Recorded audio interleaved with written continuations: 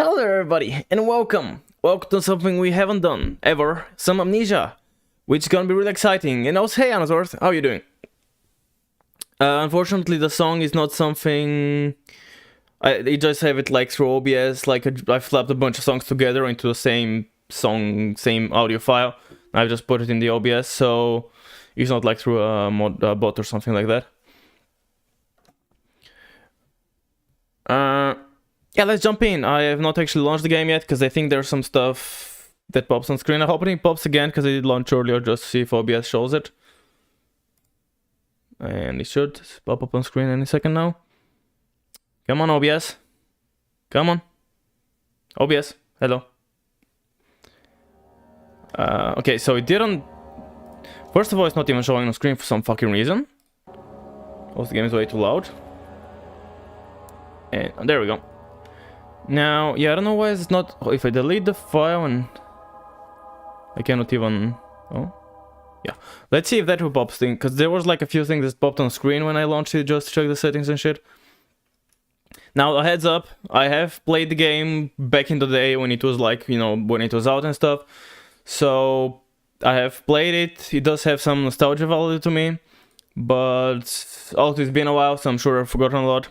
When we get to the new ones, I think I've played Machine for Pig once as well, but it's also been quite a while, and no, that doesn't even, That's unfortunate, because it did pop some, like, tips or something at the start, but I don't know if I can make them reappear. And yeah, the new one, the Rebirth, I do not know anything about, so that's like the thing. Now, yeah, unfortunately, it doesn't look like there's a way to show the things from the start. Which, how long you stream? Or you stream now as well? Probably 3+ hours. I usually go a little bit over 3 hours. Somewhere between 3 hours and 3.5, sometimes go up to 4. So, 3 to 4 hours, let's say. That's the plan. Let me actually check if I can find the what does it show? The Dark Descent. First time because I didn't even first time launching. I don't know what even to call them. First time launching. I'm just gonna say first time launching and see if anything pops. No, just first playthroughs. Which I mean, I guess let's check a random first playthrough and see if anyone is showing the first time. Oh, that's good, but I didn't even realize whose video did I click, but... No, that's the start of the game. First time watching tip? First time launching tips, maybe? I don't know if it's anything important, it could be nothing... You know? Nothing crazy important, but ideally I would check it out. First time...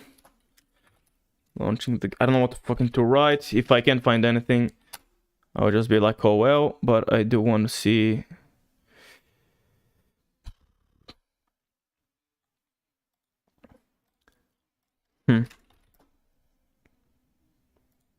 It just playthrough like first time playing, but...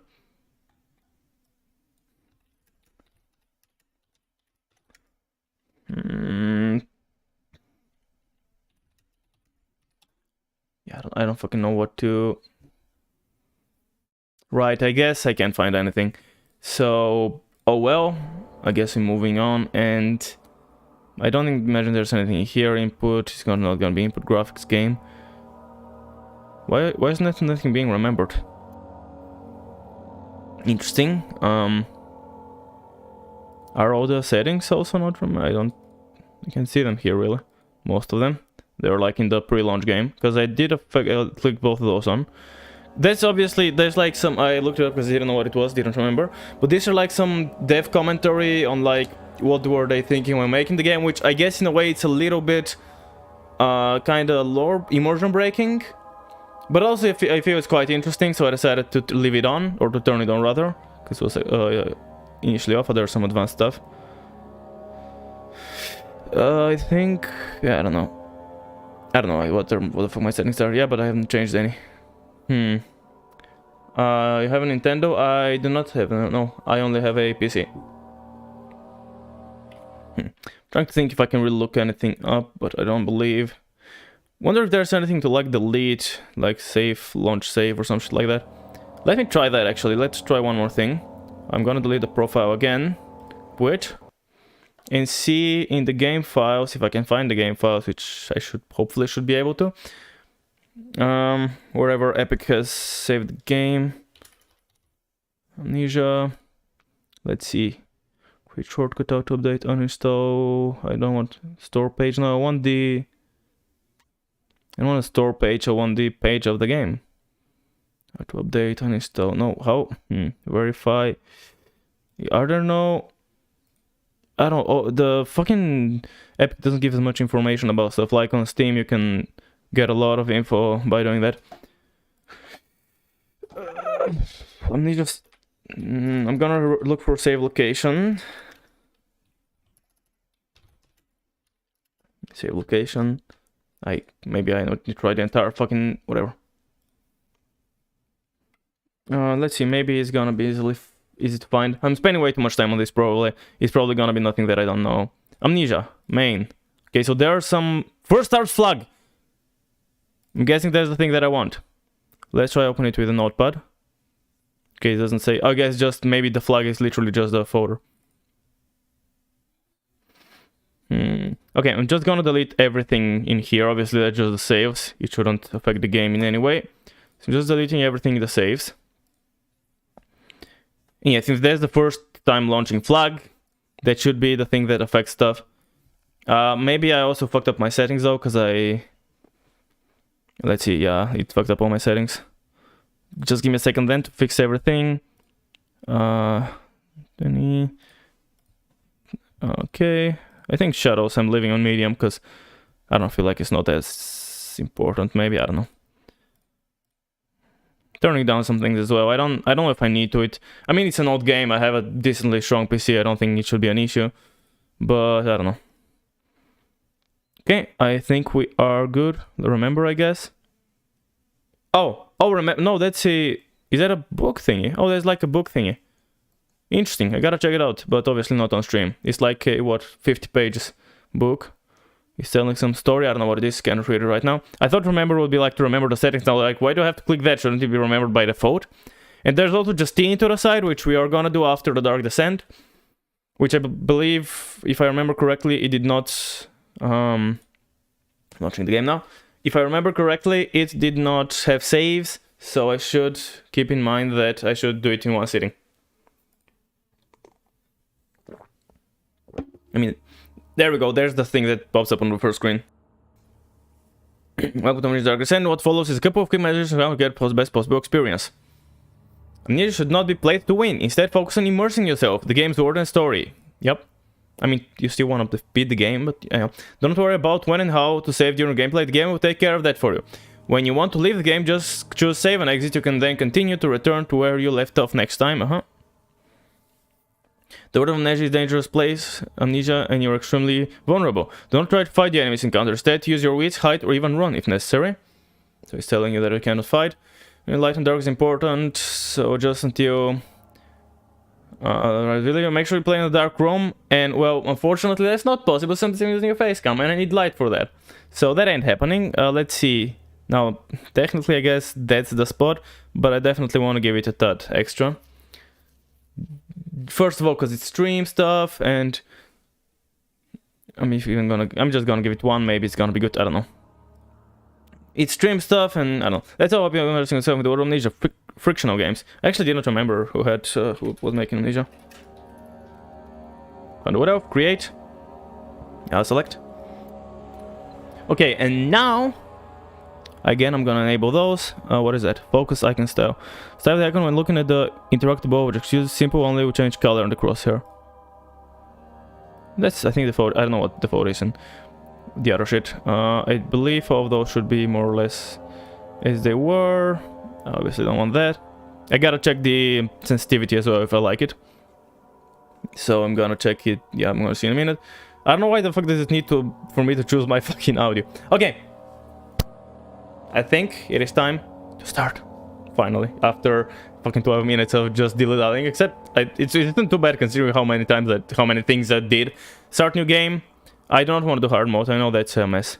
It's like, any spot you use the tinderbox, no hard come by saves is disabled and saving your game costs tinderboxes. Using sanity will kill you. That was like a little bit kind of a crazy mode, because there were like, I don't remember, I think the tinderboxes were like reduced to, I don't know, 30 in the entire game or something crazy like that.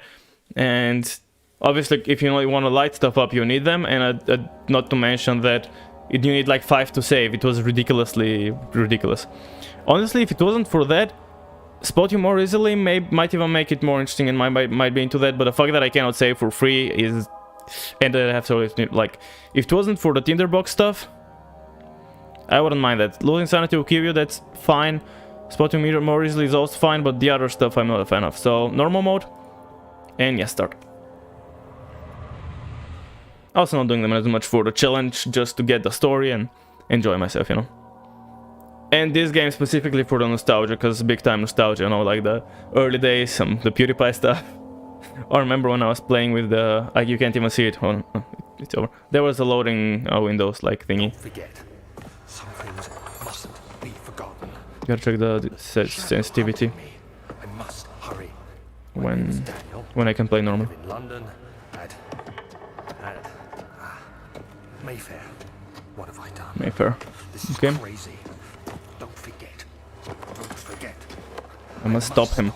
Focus. My name is I'm Daniel.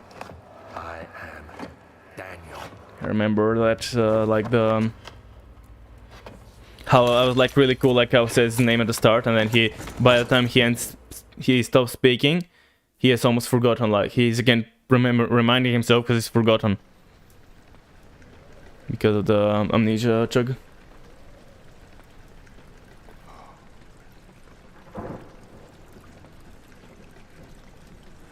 Yeah, I can't. Also, it's gonna be first time in a while since I'm playing with a mouse and keyboard for a stream. I don't imagine that will change much. Maybe my posture just a little bit, because I cannot do that. I need to, but I don't. I think it's more or less the same. A mentor. Click J for quick access to Mementos. Press. Wait. Oh, journal is J. Mementos is M. Make sure to check whenever you get stuck. So J. Notes, diaries, mementos. Obviously, those gotta be empty. Yeah, these are notes are just stuff I found. Diaries are my own diaries from the past that give you the backstory. And mementos are what I should do now. Follow the liquid tray and find its source. Give me 1 second.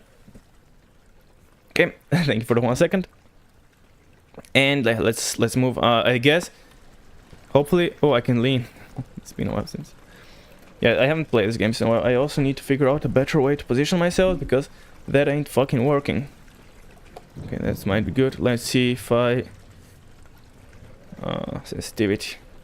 Okay, that's, hold on. So plant, and if I rotate it away to the right. Hell, for the first time a game has less sensitivity than I want. Usually games have so much sensitivity and you turn it down a crap ton. I don't know how much, because I don't know how much will get affected.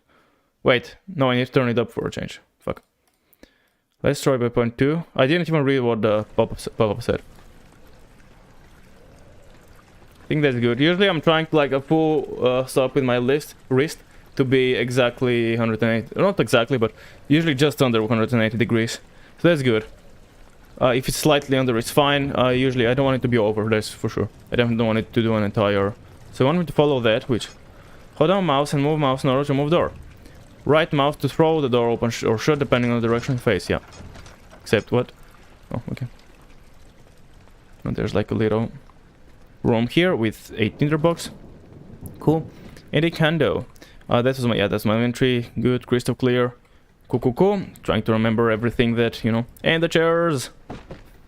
The fucking the PewDiePie. I can run a little bit. The PewDiePie Mr. Chair stuff. That was the stuff back in the day, right? Yes. Piggy and Stefano. Mr. Chair. That was. There's a vase here. No, press might mouse to throw it. Hold R and move. Mouse to rotate it. Cool. Okay. I'm guessing there's gonna be a dead end. Like obviously things like that I really don't remember. Rock. I'm not gonna shouldn't spend too long just dilly-dallying and teaching every. And was it? Yeah, that. Oh. Mechanical still like maybe am I still kind of fixing myself from the potion? I wonder, or am I? Is it something else now? Is that the way forward? I think that was the way forward. It's locked and shit, right? I was wondering. Okay, it still doesn't affect my sanity for now. I think there's a jump scare here. Oh, no, it's hardly a jump scare. Just slowly opens in front of you, and then like,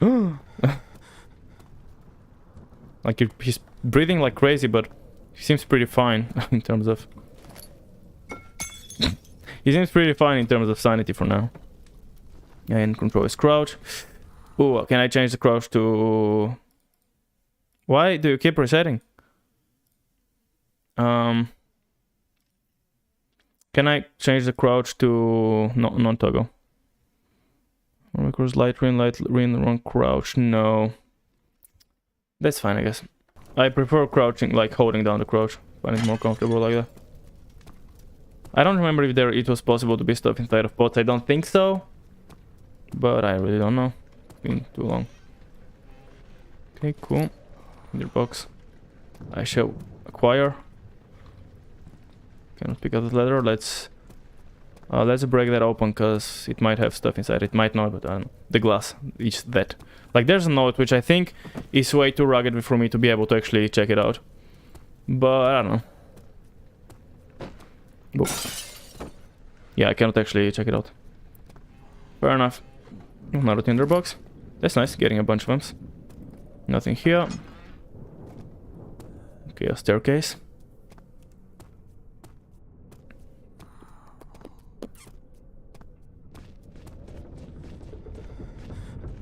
I'm kind of freaking out here, right? Yeah. I think there was nothing though.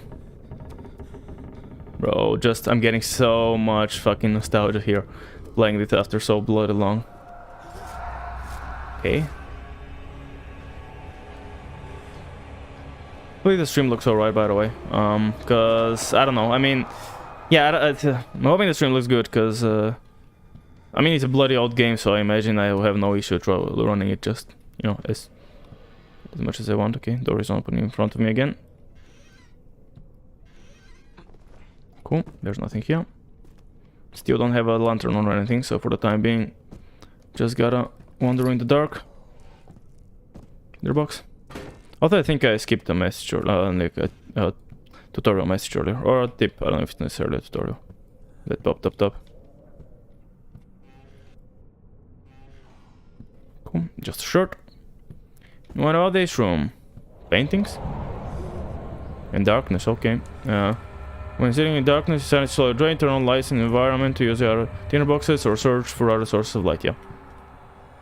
And now it did give me a little bit of a headache. And if I remember correctly, you cannot fix yourself in this light from a slight headache, like to being completely fine. I think you need to actually be in like daylight, which I mean is quite rare, so I don't know if that was necessarily how it worked, but okay, I can jump. I couldn't remember if jumping was a thing in this game. It clearly is. Anything under the stairs? Nope. No goblin or no Harry Potter, so we are good. And now I cannot run, which is interesting. I guess darkness makes me when I'm kind of losing stamina. The old archives. A fragrant taste of rose lingered in his mouth. Turkish delights, he thought, just like the ones at the consulate in Constantinople. Oh, there's a developer message. Let's check it out. Thomas Grip, Dismembered Archives. This is one of the first levels that we created for the game, and it was initially part of the Archives level, which we will reach in a bit. Amnesia started out with a pretty different design, and when we redesigned it, the maps did not fit. This caused us to split them up and scatter them out. So in the first design, after this corridor, the Archives level was supposed to follow, and the room lying there now was built much later. In fact, the first designs did not have Daniel waking up with an amnesia at all, and it was actually added later on. In the first story draft, Daniel still had hidden memories, but he was unaware of this at the start of the story. However, as we redesigned things, we found the waking up with amnesia thingy, although a bit cliché, much more fitting. I mean, considering that's the name of the game, pretty fitting. Now there's a jump scare here, I think. You remember those corridors, and now it's witnessing a settling events reduces the sun. It can be increased by completing puzzles and making progress. What? I didn't remember that. I'm freaking out like crazy. Nothing in the darkness. Okay. Just quickly skimming through the area. No, fuck off, cockroaches. Okay. Am I? Oh, now I'm like in the third worst one. Nothing in this corner. Okay, let's go out then. Although it is kind of dark in here as well. I could turn on those torches, but I don't think I need to. I'm still in the heavy spawning stuff. Okay. I think here it's pretty light, so we should be fine in terms of like we should get back at least to a slight headache. Okay. Chill, my guy. Okay, what's going on? Chill out. Come on, relax. Come on, Lantern. Lantern, when filled it can be turned on by pressing F and selecting the inventory tab. Cool. Or selecting it in the inventory, okay. And there's the amount that I have. Cool. Book. Oh, there's gotta be some oil in here. No, just need box. Okay. I thought it would be oil, cause there are 2 messages. Okay. I guess I'm do some listening for a minute. Hi there. My name is Luis Rodero. I'm mostly the tool programmer, level scripter at times, and perhaps the main reason why the rest of the core team at Fictional Games is pretty much forced to speak English at our internal meeting, as I am the only non-Swede here. Now, what a Spaniard is doing with a bunch of Swedish guys is a whole different story we won't be discussing today. By the way, I will be talking mostly about tools and scripting. Hope you like it. Okay, by tools and what? I didn't hear the last word.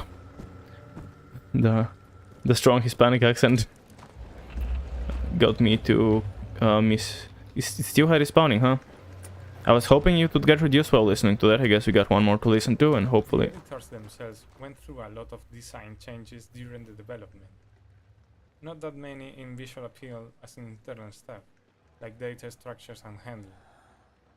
This happened mostly because at the beginning we only knew the basic stuff that needed to be in them, and as they grew in features and functionality, they started to kind of fall apart, mostly due to my big lack of previous experience in projects like this.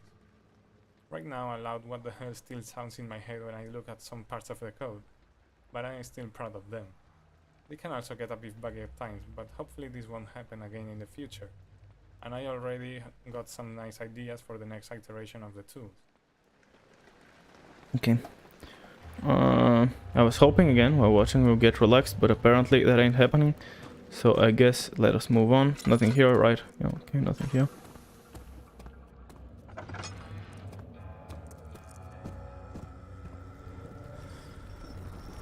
What's happening? Oh, there's a fucking earthquake? I don't know, I just like imagination things, or is it like really stuff happening? Is it like an earthquake right now, or is he just imagining shit? Because, I mean, I know he's imagining a bunch of shit, like he's seeing things a lot and whatever. And yeah, like I know that much is true. Hey, fire. I wonder who's keeping the fire here, considering I don't think this part of the castle is used. I don't know, it might be actually. For all I know. Okay. To be fair, it's kinda cool as well that in this game they didn't put on the basic as...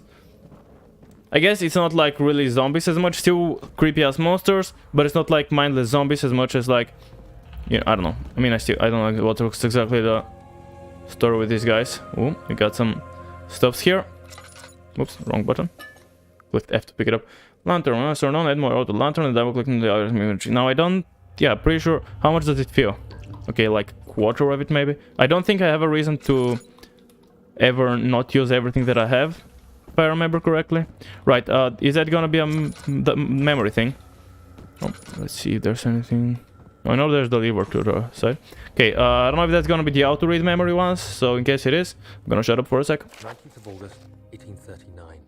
I wish I could ask how much you remember. I don't know if there will be anything left after I consume this drink. Don't be afraid, Daniel.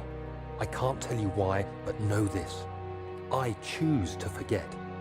Try to find comfort and strength in that fact. There is a purpose. You are my final effort to put things right. God willing, the name Alexander of Brandenburg still invokes bitter anger in you.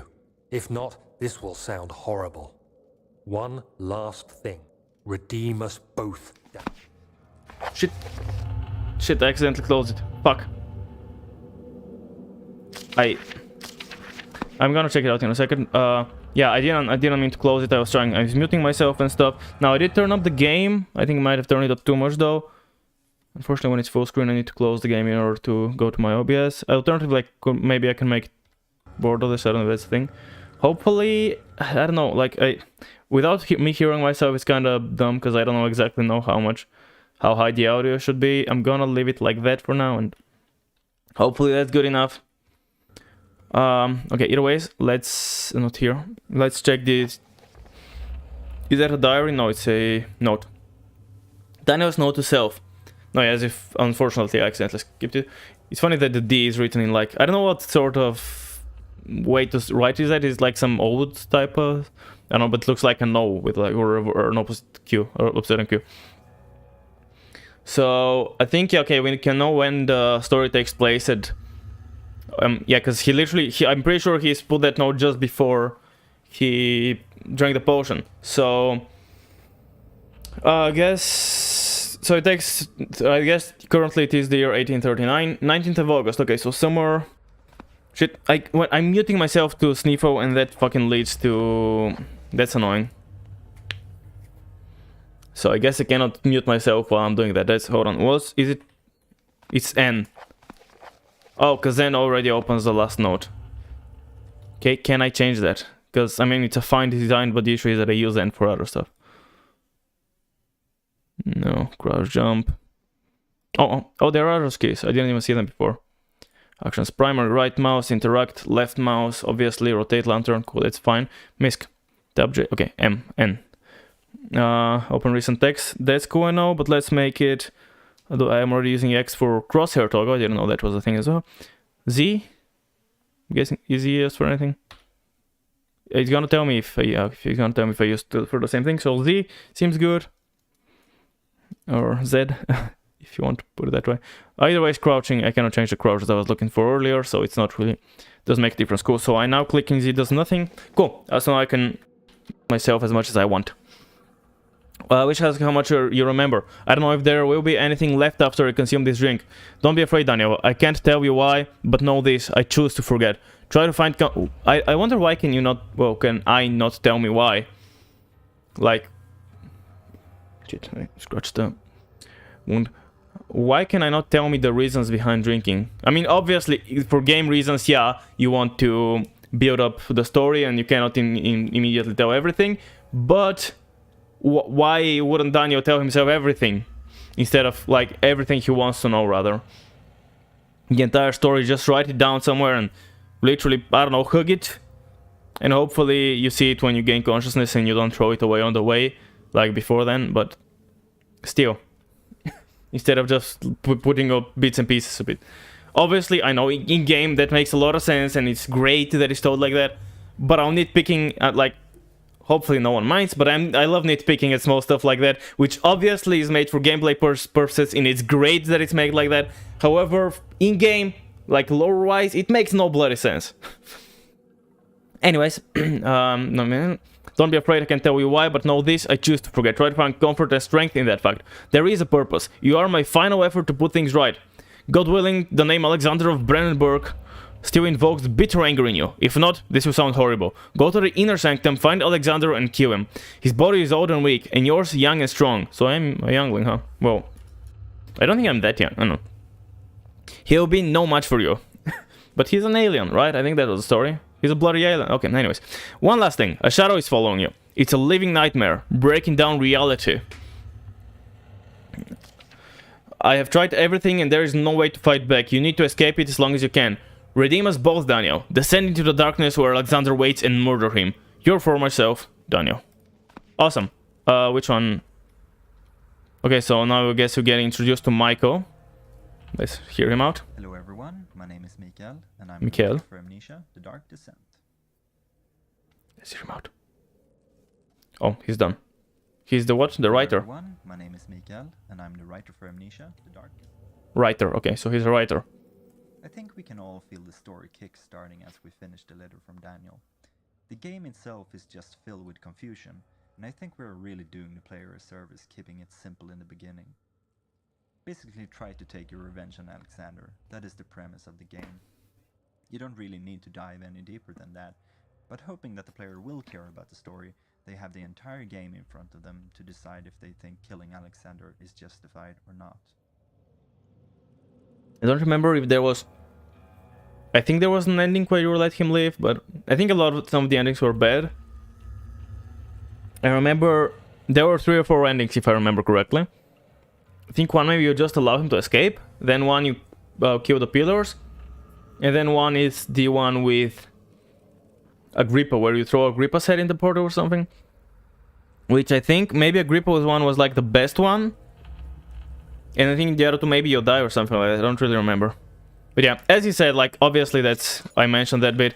Obviously gameplay wise, like balance wise, it's great that I tell the story like that. But lore wise, why the fuck would you not tell yourself the full story? Am I fully fine now? No, just like headache. Oh well.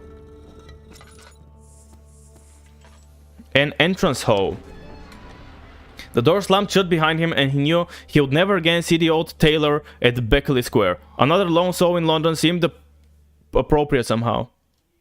What? I didn't follow that, but oh well. Hey, now we're fine. To run, hold down left shift. Yep.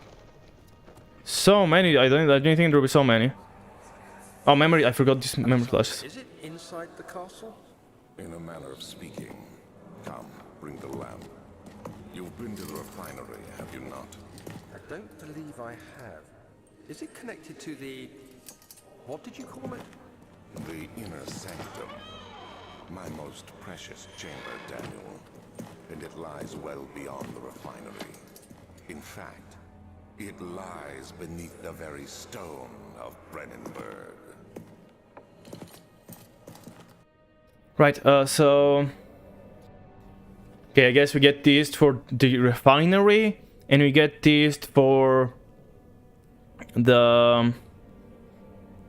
And we get teased like there's the inner sanctum, which we already knew about. But he's like very deep under, which, I mean, inner sanctum kind of implies that. And yeah, I guess like we get the first of those flashbacks. And Bloody Alexander... Like, look at it, I never noticed before. Listen to, he's such an evil ass, like, his voice is so fucking evil. Jesus Christ. Okay, let's see. This one first, maybe? Introduction. Okay, so, Mark. Let's see who's this guy. Hello, my name is Mark Nikander. I'm a 3D artist and level creator at Fictional Sorry, Games. the what artist? Hello, The video my name is artist? Mark Nikander. I'm a 3D artist and level creator at Fictional Games. I started out as a helper during Penumbra Overture, and I was finally hired as a full-time artist in the later part of Penumbra Black Plague. Okay, so, a level designer and whatever else. Cool. The entrance hall was first shown in our first gameplay trailer, and while the layout hasn't changed much, the details certainly have. We build our levels from sets of pieces, in this case, the custom-based set. While the carefully planned set pieces made level building very easy, the levels became very similar, and we had to make special pieces to the levels. Now, 1.5 years later, the special pieces make up about half of the pieces in the custom-based set, and we made changes to incorporate these objects into the earlier levels. An example of this can be seen if you compare the hole in the roof now with the one from the first trailer. The new roof was made in the middle of the project when we built level 9 back hall. A special version was made to give the roof hole in the entrance hall more depth and detail. Okay. Yeah, so of course they use some preset pieces for that, which we already cut on you. Cool. Oh yeah, so that's my backstory. Now if I remember correctly, that's where the shadow thing is. Refinery. Oh, it's in... What language is that? Is it... I don't know. Fabrica Eliquatoria. Wait, so isn't Castle Brennenburg...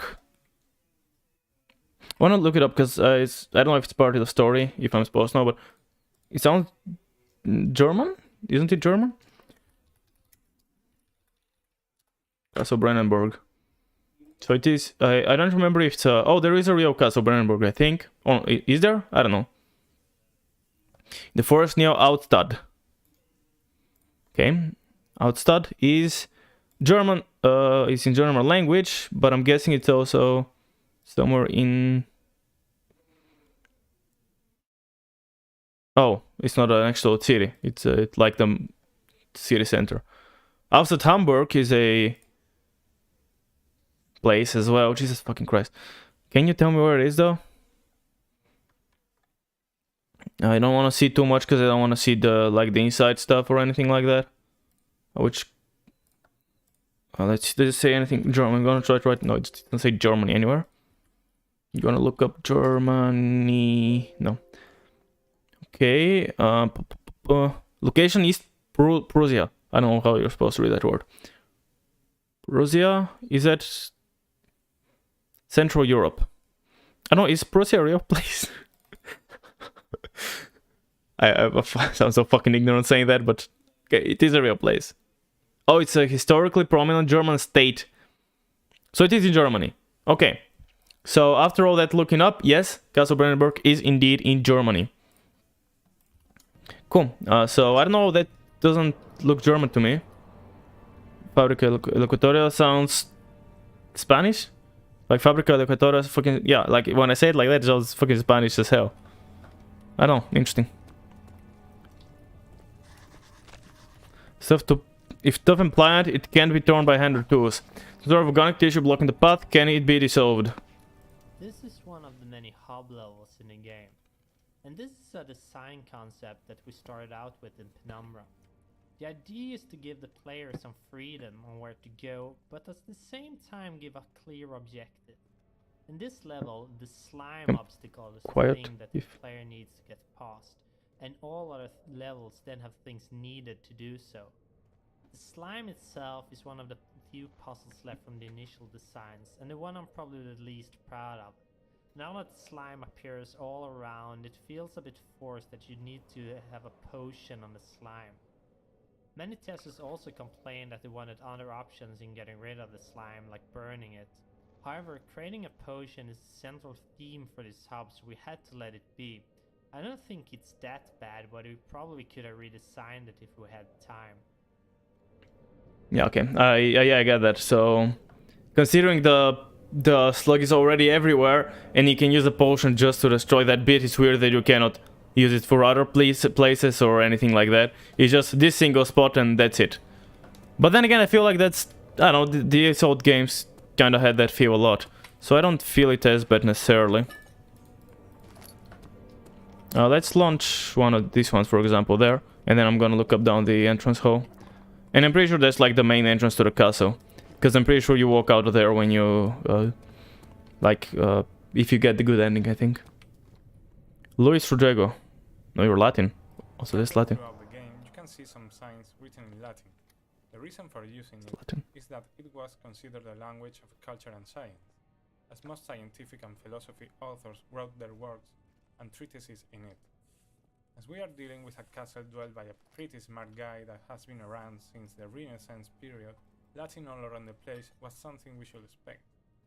Being the only guy in the team that had a direct contact with Latin, in high school to be more precise, well, it was kind of logical that any translation to be done would have my name on it. Translating stuff into Latin was kind of strange and fantastic to do. At first I had a classic Latin dictionary, so if I had to translate any modern term, I would have to track its etymology down to the Latin equivalent, or look for a synonym or similar expression that had a direct translation. Then I had the luck to come across some dictionary for modern stuff online that addressed most of this stuff for a huge lot of terms, so it couldn't have come in a better time. Some days I would have Sebastian dropping a list of 9 or so entries to be translated, and before finding this dictionary, it was quite a lot of work. On a side note, we even had a choose your Latin poll on a couple entries, just to pick the one that sounded better for everyone. Results were pretty unanimous, by the way. For some final words on this, I must confess that, while I was pretty good at this in high school, that was like 15 years ago. So right now I'm not 100% sure translations are correct at all, but I took the time to make them at least plausible. So my apologies go in advance to any Latin guru up there playing the game, as I myself get on the verge of losing my temper when I see stuff like this obviously made up. Right, is that VSync, the line that's happening in the middle? Do I not have VSync on? I do not have it on, okay. I'm pretty sure that's, yeah. I remember back in the day when I didn't know like what what did VSync mean. And like, well, my friend kept getting bothered by that line, I never could see it when we were playing together. Now it's gonna be locked. And that scared me apparently. Great, glad I did that. But yeah, not interacting with everything is not always a good idea. So, I love how I ask a question and then I get answered by those prompts. Now obviously it's gonna take me much longer to go through the game like that, but I don't mind that.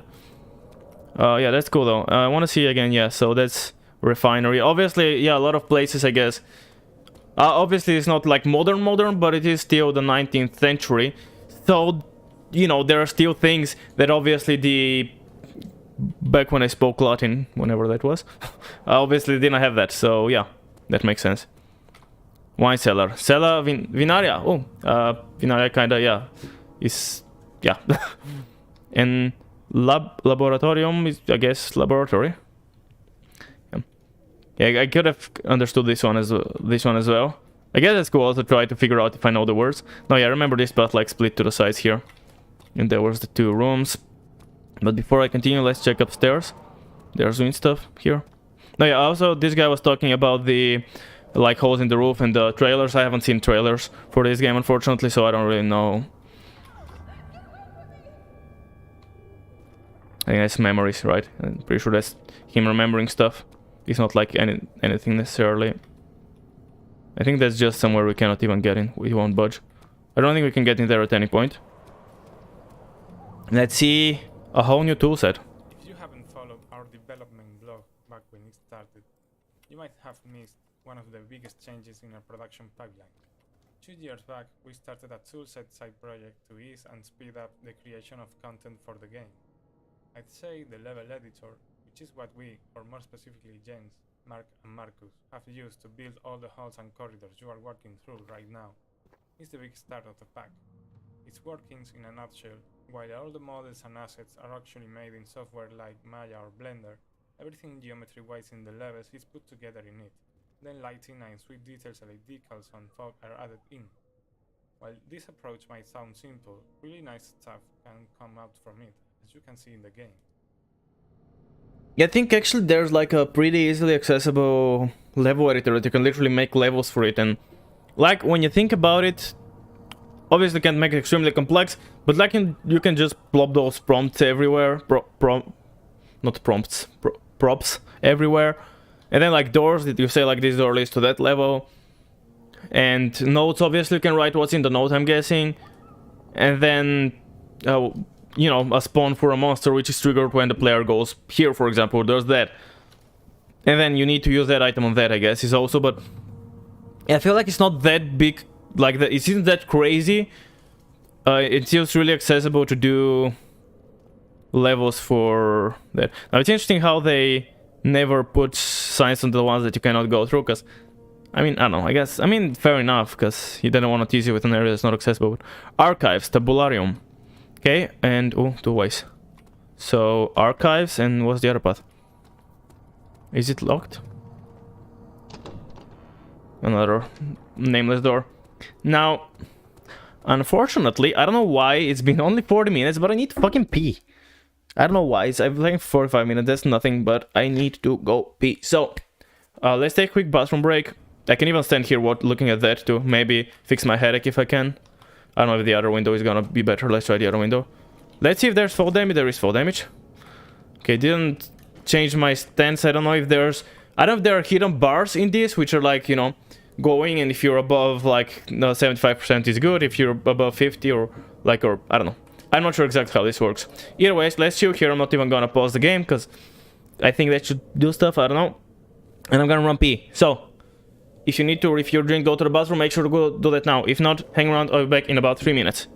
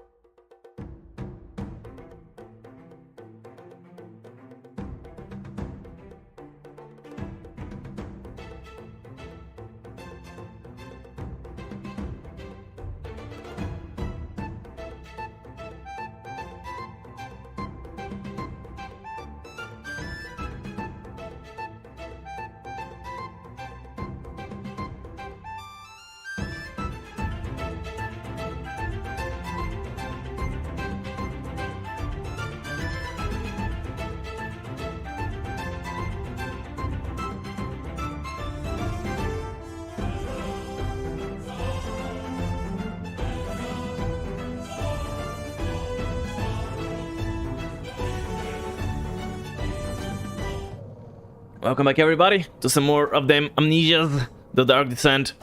I don't know which way I want to go. I think we gotta collect the, like, combine stuff in the laboratory. I don't know what's the other stuff, though. Let's go this way first, because it's kind of most far away, I guess. To the archives. Yeah, I don't remember what's where, so... Hey, we can enter, that's good. Traveling to Dover meant going through Canterbury. He made sure to pay a visit to avoid the sense of guilt connected with the neglect of family.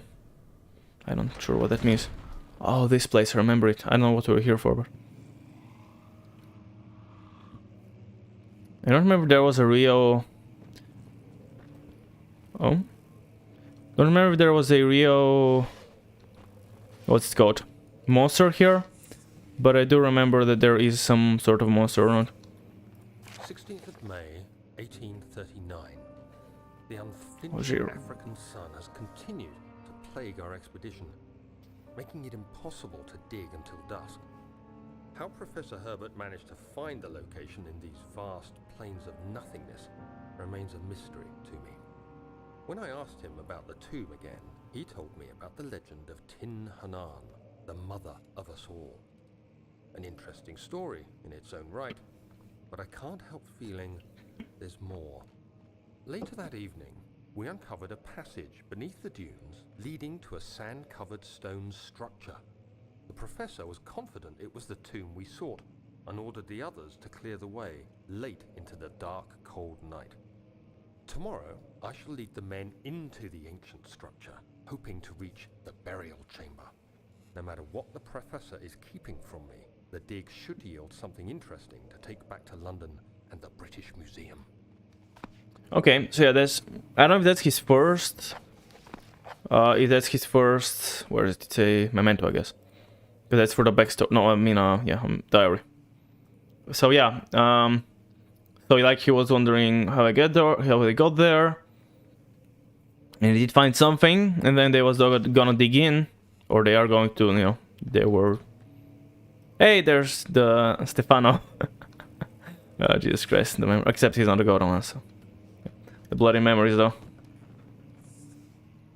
The memory seeing this little statue gives me are just a thing. Bro, I remember also how we were making, like, barricades so the monster doesn't catch us in, like, every fucking single room. Catalogs. This one. Rare books. Ooh. Oh, just got a note here. Catalog. Okay, these stories accessible from multiple sides. Now I wonder, is it too dark in here for, like, am I gonna get scared when I'm here? Yep, I am getting scared here. I guess like that. I have two things to listen to. Okay, let's try It's a Material World. To finish this little overview of our tools, I must mention the Material Editor, available both standalone and built into the other editors. The program itself is very simple to use. You have some material types defined by the engine, and you can throw in textures to be used for diffuse, normal maps, height maps, as well as some variables to control specific parameters for a material type. When I was writing it, I could just stare while the preview model rotated around itself and the parallax mapping effect was on when testing, just for fun. Didn't fully follow what he said, but just about being able to edit specific pieces. I saw the letter there as well. Should check it out. Let's check this one first. Fun with furniture. Another piece of the toolset is the model editor, used to create the entities you are interacting with while playing. Basically, we take a model and set up some parameters like physical bodies, joints, and user-defined variables. We can also attach sub-entities to them, like lights, particle systems. When an entity is finally set up, it is ready to be placed in a level using the level editor. Examples of entities here are doors, lamps, most furniture, critters. Okay. Yeah, that's fair enough. Wanna see how far can I take this? Probably it's gonna break after this. How far am I? Hold on. Yes. Can I put this on top of the other hole? If I do that, Jesus Christ.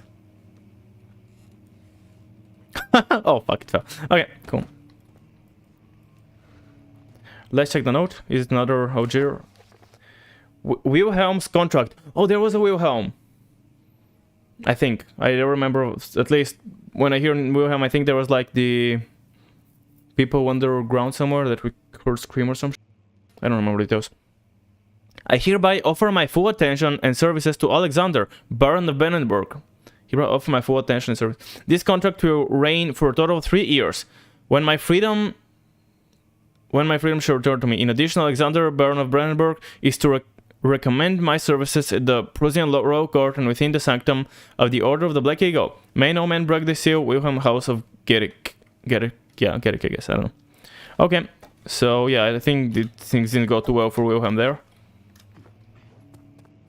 But alright then. Let's move on. Yes, catalogs. What's this? Study.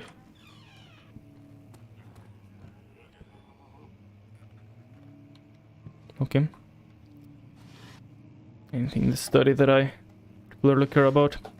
No? Okay, let's check the problems with not being fun. This level was changed a lot, and I think it's one of the most tweaked levels that we got. Not only was it part of the big archives level that we had to split up, but it was also hard to get it engaging enough.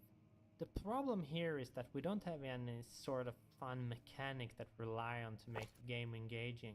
Instead, we rely on story, atmosphere, and environments. This is true for many other levels and the game as a whole, but these were kind of one of the larger levels that we made, and also one that didn't have much puzzles and such. So when testing it, we quickly get bored with it, and we wanted to add more spooky events to spice it up. But then later on, testing proved that these events weren't that necessary, and we also felt that they were a bit lame and not fitting, so we decided to remove them. Then the back part of the level, we wanted to make that a more linear experience, with the current player getting trapped and all, forcing the player to solve the destroy wall and find secret door puzzles. Previously, testers often missed that they can solve these problems. The level is now very different from the early designs. Yeah, I don't know why we got, like, why... is he supposed to, like, give us spoilers, or is this, like, meant to be on later playthroughs? Again, I guess technically I have played this ages ago, and I do know it, and kind of the story and shit. So it's not, I'm not too worried, obviously I'm not worried about spoilers really at all, but still, it's kind of interesting that he actually goes ahead and gives you the spoilers. 17th of May, 1839. My hands tremble as I write. I feel a need to document my tribulation, for I fear that my memory will fail me if I linger. Today, I took some men and ventured into the dark, ancient passage we uncovered. Our torches burned faintly in the murky air as we slowly made our way underground. The men were superstitious and fearful. They argued loudly, and I felt their strange language getting to me. I mustered my strength and yelled at them to continue down the slopes and broken steps. The crudely carved passage confused me.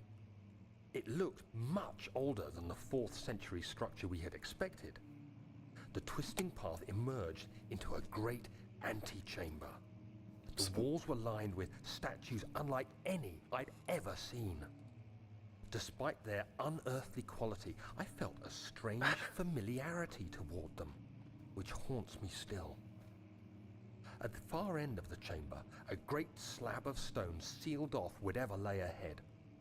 I gave the order to raise it, and as I pushed through the narrow space, the heavy stone suddenly dropped, sealing me inside. I was trapped. Okay, that's a weird way to end it. I'd like to end this particular thingy. Okay, so let's go. I guess we got a bit more of the backstories. So they went in, and yeah, it was like I guess something was affecting the people, so they were like more angry and like superstitious, fearful, and then angry after that, I think. And then they went to the building, like a place which is much older than it's supposed to be. And then like it's somehow he was pushed in. Okay, so I think, wait. Despite an early effort towards them, at the far end of the chamber, a grand slab of stone sealed off whatever they had. So they managed to raise the slab, and he managed to slip in, but then the slab fell back in and dropped everything. Okay. Cool. Wait, I wanted to also see the dates actually on all those. So when is that? 39, and is current year 49? I forgot already. Current year I think was 49. No, it's the same year? Really? 6th of May 1839? August 1839.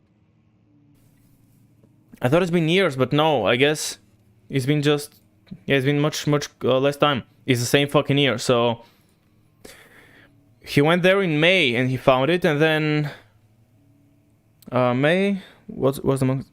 June, July? And then August, so... It's only 3 months in between the events. Like, he's... In all that time, like, he was looking for a solution. He found Alexander. They kinda, you know, talked to or whatever. Alexander found out that... Like, he found out Alexander was doing evil shit.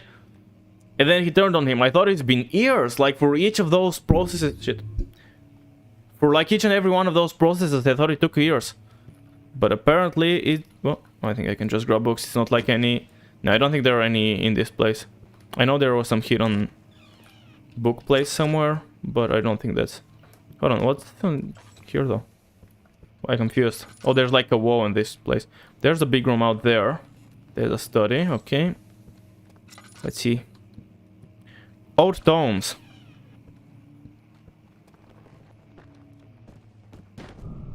Shut up. What's going on? That's just...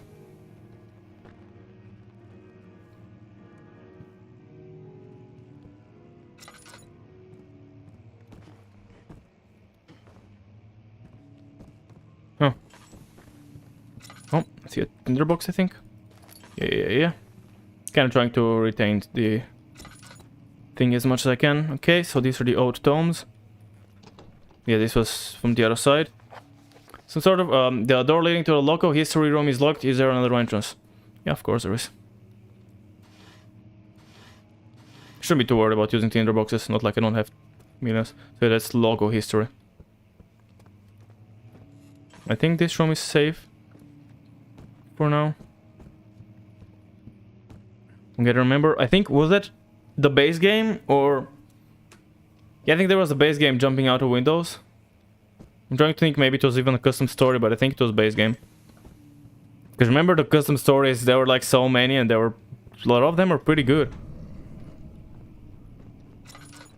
I don't think anyone's spawned yet or anything. I think something triggers the guy to spawn though.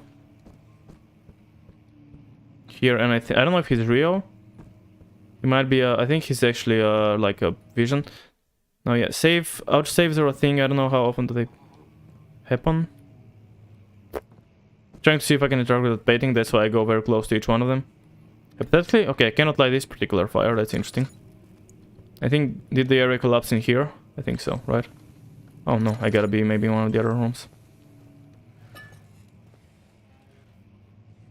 I do feel like there was something with this one of the pianos. Like, okay, let's see. When I started writing, I had only the outline, the framework for the story, and the first few levels in the game design document. So I ended up finalizing a lot of material for the first levels, and then when those were done, we planned out the last 2/3 or so. This had a funny effect since I had to not only cater to the story, but to stay true to the stuff I've written for the first levels. Usually you can go back and forth while writing and change things, but if you have already recorded voices, you really shouldn't because of the costs. So the first text really shaped the rest of the material in an interesting way, and made them matter in a way I hadn't thought about. I really like how this thickens the story elements, as I am able to jump back into the material and keep using and reinforcing certain concepts. Agrippa is of course the most extreme effect of this method, which grew from a small reference to becoming one of the most important characters in the game. Okay. Right, so that's interesting. I didn't like they apparently had already pre-written stuff by the time, like, you know, the, or I don't know if pre-written is correct, or floor floor plans and maps. I think, yep, there's the collapse. Let me out. Although, I guess I'm not really trying to leave. I'm trying to kill the guy. Then again, if you walk up in this place, would you be really doing your best to kill the guy that you found a note on without... Oh, there's the Prussia maps. Which... Can't really recognize anything on this map, so... I don't know. It's another... Is it the Lester? Oh, whatever.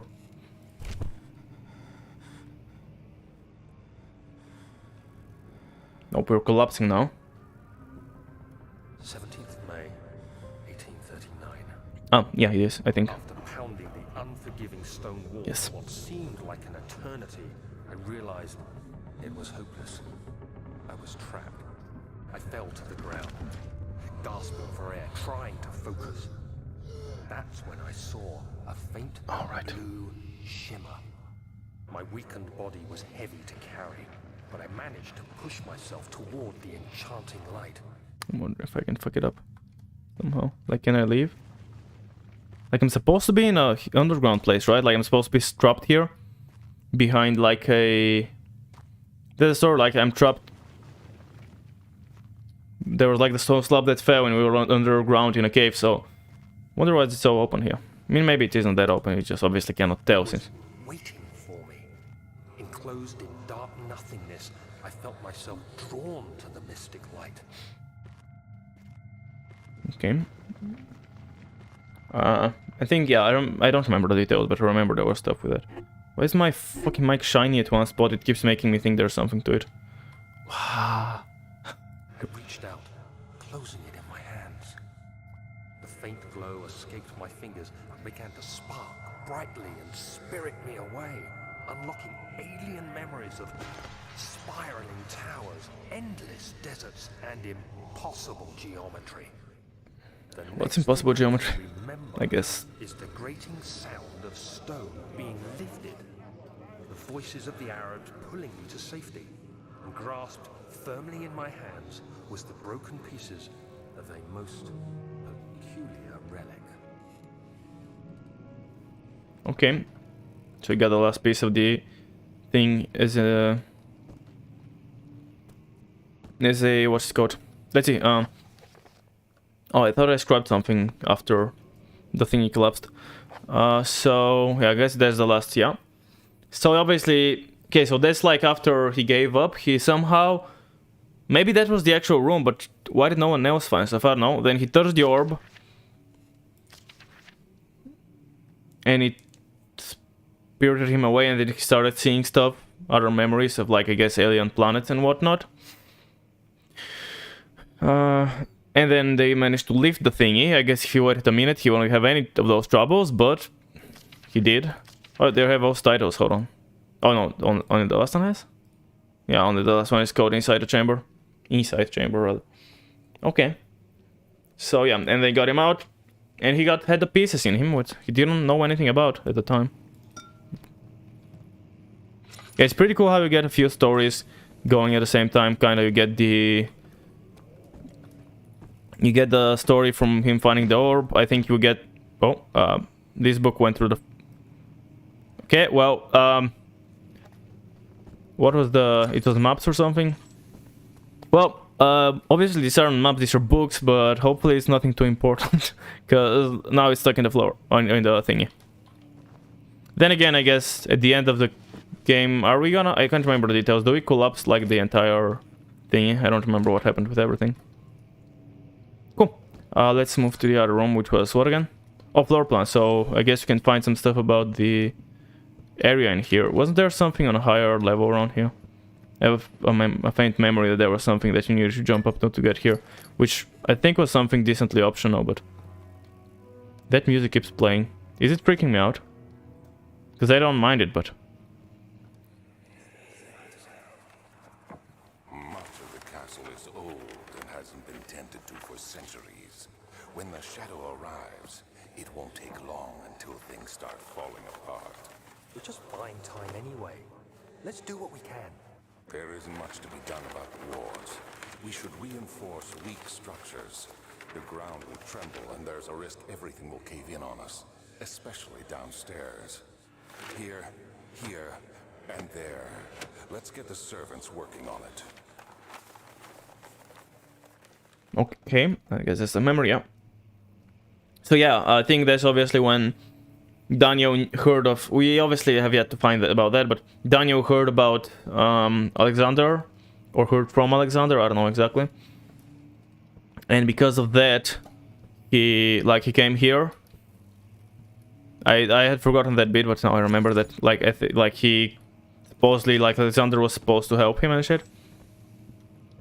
And, well, stuff happened. Eastern Wing, can we find anything about that? I don't know, that's obviously not in English. No, it's not in English. There's gotta be a map to something in the game, but I don't know what. Western Hall. I mean, I can probably, if I spend 20 minutes, I might remember, but also the fact that... Wonder if I can drop a save here, maybe it would be nice. And the only way to save is to exit, but no, I think I want to save here, so after I beat the game I can check and... Oh, no, fuck it. I don't need to drop save, right? I mean, I fucking... I remember that, like, I need to throw stairs to the wall. Fragile but not breakable by hand. That's the same thing, I'm guessing, is it? When I started writing, I had only... Yeah. Must find a new way out of this area. Yep. Can you help me, Mr. Chair? Every time I use one of those, like the PewDiePie names, he just... Nostalgia hit. Hey, we still have a slight headache. They didn't help at all. Nice. You have to be swift when you activate the first one. You hear that? If it stops, you'll have to start over. Isn't all this a bit excessive? You can never be too careful, Daniel. Okay, no. Secret door mechanism. Yeah, I guess we remember only that. And obviously I can tell. Drop end of light coming from behind the shelf. There must be a way in. Yep. That there must. I know... I think, yeah, these are the books that are spoken about yet. I don't care about them just yet. I'll grab that. Actually, let's grab it now. I think that's already broken. Let's see. Local folklore. Okay, getting some cool ambience here. Austadt and Brennenburg Castle, 1801, so that's 38 years before the current events. Another region rich with lore is Austadt, deep within the East Perusian woods. For centuries there have been stories surrounding the hamlet and its neighbor, Castle Brennenburg. Also, Austadt is a hamlet. I don't know how it's supposed to read. Hamlet? Is it Hamlet, like the guy, the Shakespearean guy, or like character? I don't know. And his neighbor, Castle Brennenburg. So yeah, it's been for ages. There were scary stories about the castle, I guess. The quiet forest-clad mountains dressed with a scarlet lakes, excuse me, is as picturesque as can be, albeit the area is haunted by the dark. Ask any local and you will hear proof of the widespread superstition. All travelers should indulge themselves in such conversations since it will certainly serve as exciting entertainment. All of them have their own twists of the tales, but there are some motifs that kept reappearing. The Gatherers. I think, yeah, so there, I guess... I don't know, I guess someone's written an article about the Austadt Brennenburg lore, or folklore, I should say. And I guess it appears here because it's kind of important or some shit. The Gatherers. This story reaches all the way back to the time of the 30 Years' War. I don't know when that was, so sure. It is said that soldiers who abandoned their duty got lost in the Cold War woods and were forever damned to roam the grounds. Their bodies, wrought by their tainted souls, have left them disfigured and empty of essence. Many have cited them over the years and described them as horrid revenants. Wait. To roam the grounds, their bodies, wrought by their tainted souls, have left them disfigured and empty of essence. Many have cited them over the years and described them as horrid revenants. They move silently through the woods, shying away from any beholder. Okay. So Revenants, Beholders, is it D&D? What? They're called Gatherers as they seem to follow some ambition to steal living creatures. Is it their prey which can be heard struggling inside damp burlap sacks Is it their prey which can be heard struggling inside damp burlap sacks dragged behind them, which reveal their presence? What dark schemes do they follow? Now I'm gonna be continuing on in a second. I'm wondering if these are the servants, which are obviously the monster which we face. Which, I know there are some theories that they don't actually look that scary. They are most like humanoids, like human-looking people, but it's Daniel's mind that's playing tricks on him. I'm not sure if that's true, though. They might actually look like it. I'm not sure which one is true. But I think the gatherers might be them regardless. And maybe it is like when the deserters maybe did come in the woods and like Alexander trapped them as his servants or some shit. And then they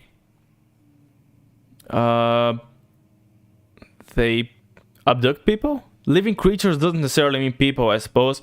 But I'm guessing they also abduct humans. In the presence, what dark schemes do they follow? A visit not done. Heinrich Cornelius Agrippa. Oh, this guy, Agrippa. We'll meet him. The well-known erudite. What's an erudite? Erudite. Let's see. What is? I have no idea what that means. Having or showing great knowledge. Oh, okay. It popped up when I looked up erudition for Elden Ring. Okay, so it's like very smart. Visited outside at the start of the 16th century. Agrippa is from the 16th century. He resided in the local inn for a fortnight as he looked for remnants of kingdoms past. During his stay, all the prominent members of society paid notice, and he is mentioned in many records of the time. One day, he went to investigate a burrow in the northwestern glades, only to never be seen again. Heinrich is known to have passed away in... Heinrich, that's Agrippa. Have known passed away in... Wait. Never to be seen. He is known to have passed away in Grenoble some 10 years later. He diminished the notion of ever visiting Alstad, which makes you wonder what really happened. Who was that mysterious man who visited a sleepy hamlet in the woods, and what happened to him? Huh. Because Agrippa is there, and that's what 16th century at the start. So 15 something. It's currently 18 something. So that's like what, 300 years, 3 centuries. So well, he's been alive for a while, that's for sure, somehow. And I don't know why does what's his face need him. Maybe we'll find out at some point. Alexander. But okay, so he went back supposedly. And then died 10 years later, which is not like him that soon after, I suppose. 10 years is quite a while. So I wonder if there's like, I don't know, like, I'm trying to think what could be causing all that. I mean, why would he be, like, did the fake one go back? Did Alexander send the fake one back so he's not like disappeared? I mean, maybe he didn't manage to send him back to the village because he didn't know the details, but he managed to make a fake somehow, I don't know, and send him back to his home for him to die. Or did the real one go home and then he died and somehow was pulled back here? I really don't know. The immortal Baron. The Baron of Brandenburg lives a reclusive life with his family at his castle nearby Alstad, and like most those of noble birth, rumors are inherited alongside with their title. Researching the history reveals little before the castle was consumed by fire in the late 16th century. So that's after Agrippa, though. He was early 16th? Yeah. A reclusive life with his family. Inherited alongside the researching history reveals little before the castle was consumed by fire in the late 16th century. It was rebuilt by Alexander. Okay, a nobleman from the Rhinelands claiming the role as protector of the Prussian state. Alexander helped the region to flourish and remain popular throughout his presumed lifetime. the family has always been secretive when it comes to lineage and heritage. Therefore, the birth and death of Alexander and his offspring has never been fully recorded. This has fed the idea that the Baron is in fact the one and the same who came from the west over 300 years ago, lived through the time of occupation, and joined the coveted Order of the Black Eagle, along with the great leaders of this country. So I guess maybe... Wait. Is it possible that Alexander, whatever he is, came in the 16th century? Wait, where is... Okay, I need to find out when is the 30 Years' War. That's kind of important to make things. The 30 Years' War. When did that take place? In 1684. Wait. Oh, from 1618 to... No, 48. I cannot read. So, early 17th century. Okay. Hold on, no, that was... So my... So wait, the war wasn't up yet. So obviously these guys from the 16th century cannot be these guys because, well, they are from the different... Not out yet, right? What year did I say? I said 17th century, right? So yeah. Regardless, it's possible that... Yeah, and then by far in the 16th century... So maybe whatever Alexander was or is, he then proceeded to, like he was maybe chilling in the woods at some point. He wasn't necessarily in the castle right away, and he was abducting people and whatnot. Or that's here actually, yeah. With a grip. No, there's the gatherers. Yeah. Well, yeah, I don't. Again, that's later though. I don't know. So if these are the gatherers, I don't know. So it doesn't have to have been there from before then. But no, Agrippa had some issues. I don't know. I thought maybe Alexander was in the forest earlier, but he wasn't initially in the castle, and then he burned the castle to kill the inhabitants, and then he like came as a hero to rebuild it and whatnot, and then get it as his own. That might have some truth to it, but obviously that is from after that. So yeah, after maybe the war, and so that's as I thought it was. Okay, I guess that's a theory I have, a running theory right now, that Alexander is... And yeah, I guess we're doing a very, very deep lore playthrough. I wasn't really thinking how would I be doing it, but I'm thinking about lore so much that I clearly am doing a bunch of lore stuff. Where's the second one? And last one. Hey, we got our... He was like, heck. I remember there was the... Oh, there's a key as well. There was the picture of Alexander somewhere that, like, when you get scared or something after that. I'm guessing that's locked and we need a key, right? That's on the table. Can I not light it? I can. I don't need to, but I'm just wondering, you know. It was a similar room, I think. That's what I remembered. And, like, some skulls came out here, and then you see Alexander as, like, a fraud freak thingy.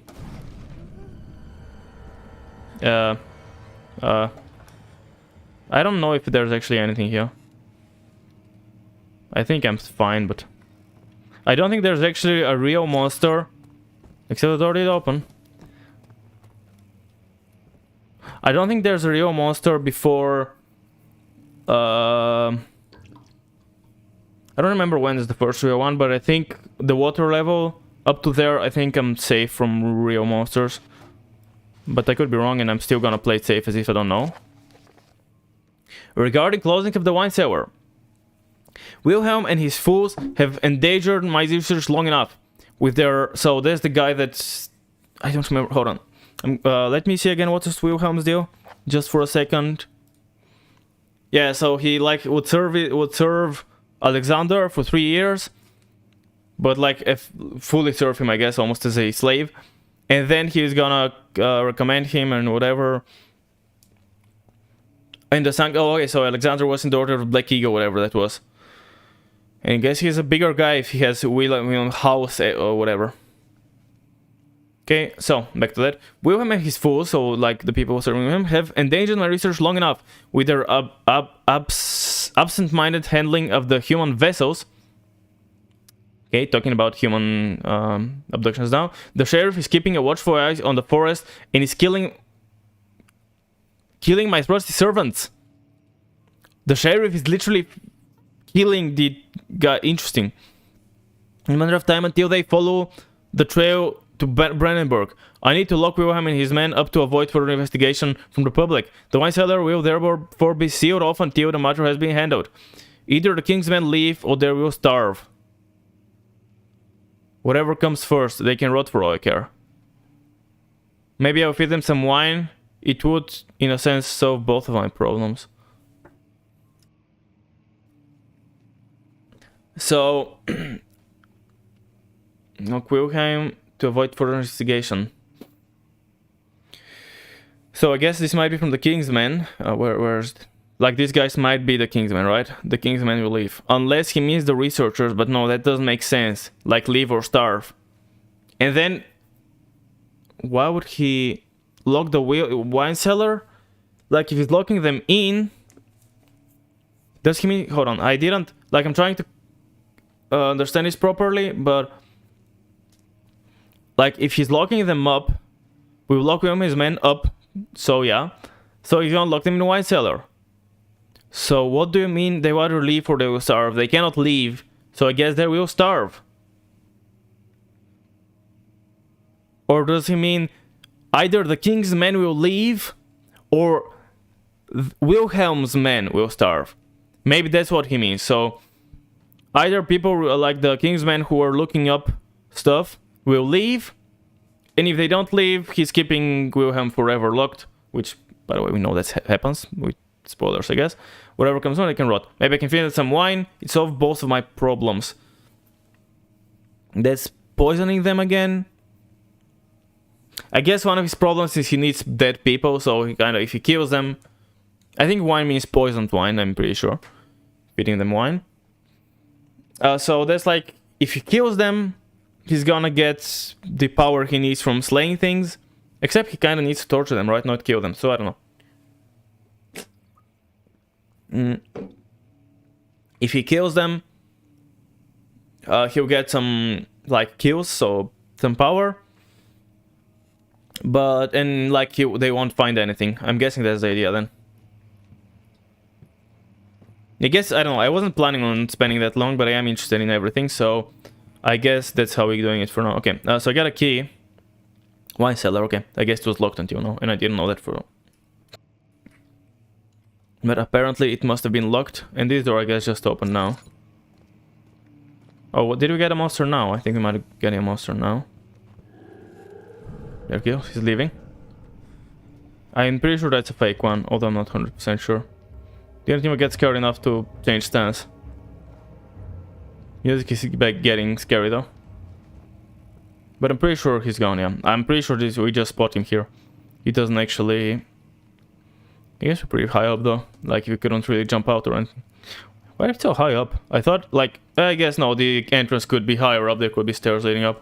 That also actually is a defensive mechanism, right? More protection and shit.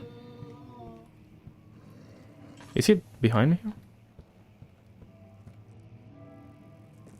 What does that sound?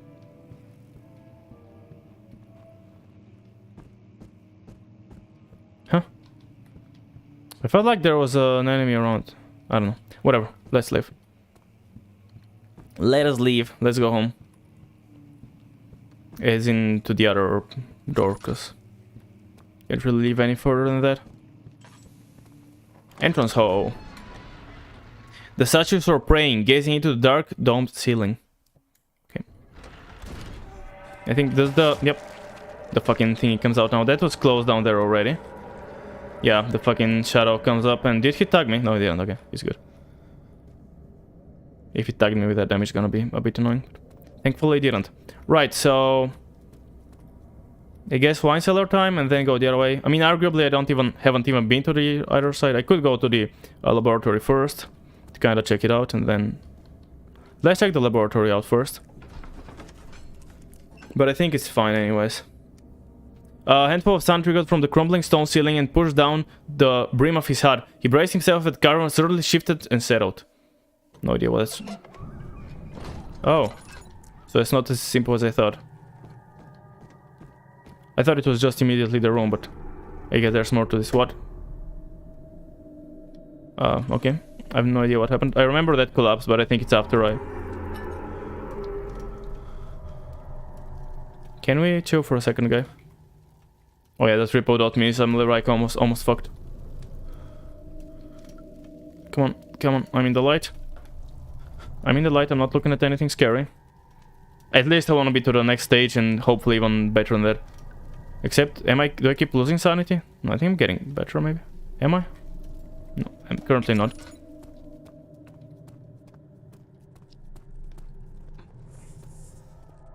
Anything? Oh, oil. I have plenty of oil, so let me just plop another one in there.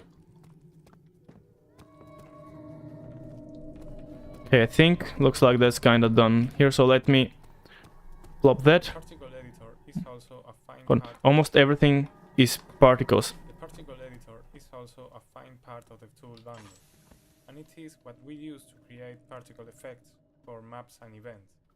We use particles to do nice effects like the flames in torches and the smoke that comes out from them. Not All we here. need to do is add one or more particle emitters, set up some parameters like starting position and speed, on all sorts of fadings in size, color or speed. It's funny how you can simulate all kinds of effects with such simple elements. I very much recommend you to try it yourself. Okay, so it's kind of hinting you. That's not as much about the game. The process. Stop getting scared. I know there's a water monster. I know I'm gonna have to face it in a minute. Not looking forward to it, but I know. Come on.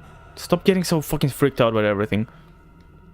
Okay, I think there was a light here. Let's just turn that on as well, because we don't have to hide in that corner. Okay, now. Jesus fucking Christ, I'm scared shitless. Like, I definitely need to at least get to, like, normalist levels of...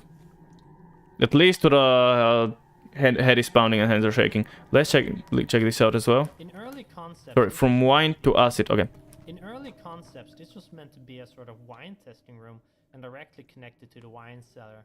The reason for the whole wine testing thingy was that we planned on having more laboratories in later levels, so a lab here as well felt kind of strange. Then things changed and only one lab was left in the design, so we changed the name to laboratory instead. The whole wine testing facility that could make dangerous acid always felt kind of strange anyways. Yeah, I mean, it would make too much sense to make acid in a wine cellar, right? 4 different chemicals are needed to continue. Chemicals create power, some organic tissue, yeah. There's like to turn on flames, but I don't have that yet. The lack of a chimney to properly vent the fumes from my most recent experiment has taken its toll on many of my less stable ingredients in storage. Chimney to properly vent the fumes, because obviously yeah, that's not good when you don't have a chimney. Some seem unaffected, but many are stained by the fumes and will be difficult to salvage. I shall do what I can to move them to the wine cellar. So yeah, we get a tip that they are in the wine cellar. Laboratory to the wine cellar, yep. I need to be fine before I move on though. I'm not going to move out while I still have the bloody... Oh, memory time? There should be more cuprite. Cuprite. Whatever that is. Let me see. And 1 part aquafortis. Aquafortis.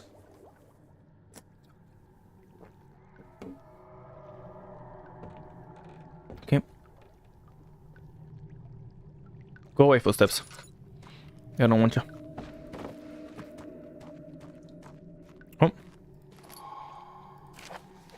This is my 3rd attempt to produce artificial vitae. Oh, I think that's the thing he needed. Like the thing Alexander needed to survive, and... I'm guessing we're gonna see in a second in the rest of the message, but I think he like extracts them from suffering of people. But here is trying to make it artificial, so without suffering, I think.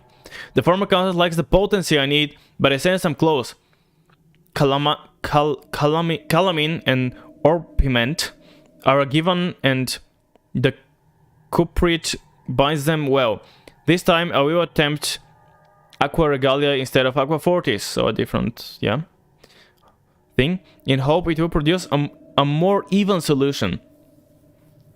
Nothing instead of Aquafortis. The experiment was unsuccessful. The solution... analyze them well. This time attempt instead of 40s. I will produce a more even solution. The experiment was unsuccessful. The solution is highly acidic, I think, and proves impractical to put to any use except as a detergent. Organic tissue reacts especially violently to the solution and should be handled with great care. I might be able to use the recipe, but I'm losing hope that I will find the alchemic solution to my predicament. I'm pretty sure that's the issue. Like, he's trying alchemy to, I don't know, survive or whatever his problem was. And then he ended up going to torturing. Now, do we find everything that he needs? Calamine, orpiment, and cuprite, and then aqua fortis, I think, is what he needs. I don't imagine it will matter. Like, just, I mean, there's gonna be key items that I can pick up, as always. Also, I got, when I picked up the alchemy jug, I know I got the... Oh, wait here. No, oh, I'm clicking the wrong fucking buttons. I don't remember what that is. One day I will return. If it wasn't for the thought of you, my love, I wouldn't be able to go on. When I find myself doing terrible things, I take comfort in you. As long as I am able to think of you and long for a life together, I know I'm better than the others. I weep for them. They lust for power without restraint, where I only crave fair judgment and a safe return. Yeah, I guess that's like Alexander's thoughts when, I guess, he has someone that he loves in his home planet. And that's why he's doing this horrible shit. And takes comfort that he's gonna be home, like back to his lover, and he doesn't care about killing people, because apparently everyone is... He knows he's better than the others. I weep for them. Well, at some point he stops. And they only lust for power, or only crave judgment and a safe return. I'm guessing... Do I... Hold on. I don't think I can't really check exactly how much I have. But I'm guessing it didn't get run down while I was in the thingy. But again, I don't really have a good way to check that, so... I don't know. Oh, another tinderbox. A lot of those and then I have some items, which is nice, I guess. I have a lot of tinderboxes now, so... Oh, there's a little bit here, which... That's not a chest. But there is a tinderbox, though. Hidden under the thing that I just... Oh, there is a chest here, though. With another tinderbox. How many? 20 tinderboxes. That's pretty solid. That's pretty bloody solid. Okay, let's go to the wine cellar then. Collect the ingredients that we need. I know that's gonna collapse when I'm making the potion and shit. But I think for now I'm still safe from monsters in this area. And then we're going... We're destroying the shadow... Or we're destroying the shadow thing. And after that we're going for... The underground. The sun gave way to his tired body, felt the camel's back. He felt the wind gently sweep across his face and his dry, crusted lips. Okay. Wine cellar.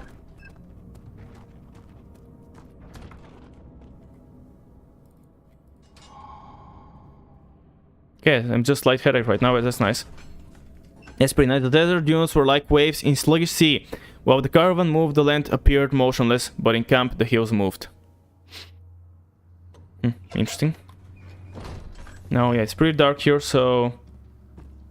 There's so many, though. Standing in darkness on it. Yep, I know, but I wanna... Fuck. I need to find the light and then watch that.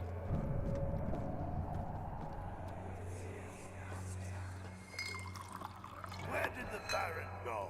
Who cares? He left us enough wine to last us a lifetime. Or at least until tomorrow. Yeah, well, we don't really need that. You won't really need it for that long, so don't worry about it. There isn't any enemies near, stay outside and hide in the darkness. Make sure to turn off your lantern. Yeah, I think we're fine for now in terms of enemies. But I think that's the one that collapses, right? Not sure when. Maybe it collapses when I grab the item. Let's see. Oh, it's not the one that collapses. It's way too... Okay, let's get at least a little bit of light going. Oh yeah, no, it's not the one that collapses though. Now I want to actually activate those things and then run in here and listen them out, because I don't know how long will they be, and I don't want to have to waste my lantern oil while I'm just chilling and listening to a message. So yeah, let's run back up. Run that and hide for a minute. A major design So, themes and creatures.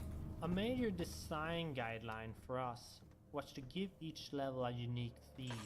Something that all puzzles, events, and the general atmosphere was built upon.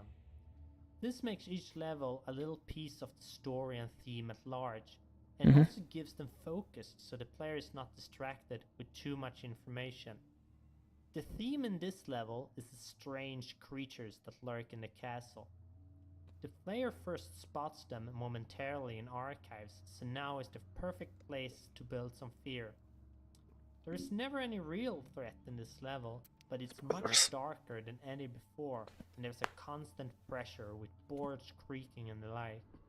The flashbacks also give hints of where the strange creatures come from, making all events focused on the level's central theme. Okay. But yeah, I guess this... I mean, I guess these are not meant to be watched if it's your first playthrough. So that's a thing. I mean, yeah, obviously for me, it's like I've played it ages ago, so it's not a problem for me. But that's the thing. Like, if it's your first playthrough, you shouldn't be... Introduction. Oh, we can... Jens Nilsson. Hello, I'm Jens Nilsson, co-founder of Frictional Games. I work mainly with the sound, gameplay and event scripting in Amnesia. Sound. For my commentary in this game, I'll jump back and forth between the topics of sound, puzzle creation, and even talk about making this commentary. Okay. Yeah, sounds is interesting, like the way to preserve like the freaky atmosphere. My past, a level crafter, not grafter. The basic structure of the earlier levels in the game has been built by me. I have not created the models or anything like that, but I have built the levels with the graphics from the artists using our level editor. This was the very reason for us to create the level editor, as it would allow for the whole team to work on levels, building them from scratch if so needed. For our previous Penumbra games, you could perhaps tweak a level a little bit, but making a whole level was the job for an artist and no one else. In the early days of the Amnesia project, the artists had their hands full with making graphics, and so I was the one building the levels. Looking at the levels now, a lot of things have changed and improved, but the base is still there. Showing that the idea to create the level editor was a sound one of the few things, in fact, with the Amnesia project that has not been scrapped, reworked or modified heavily. Okay. Cool pride. And we're getting the door closing on us. Interesting. We need 4, correct? Pretty sure we need 4. I don't know. I'm stuck. Fucking barrels. Barrels. The good old days of Amnesia stuffs. Okay, I think we are done here in this room. I guess let's go this way. Ah, that room just collapses. Oh, I thought there was another. They was gonna keep going. Is that? Burn contains a few drops of oil. Good one, maybe a few drops of oil. Hell yeah. Oh, it's empty, I'm guessing. No, well, yeah.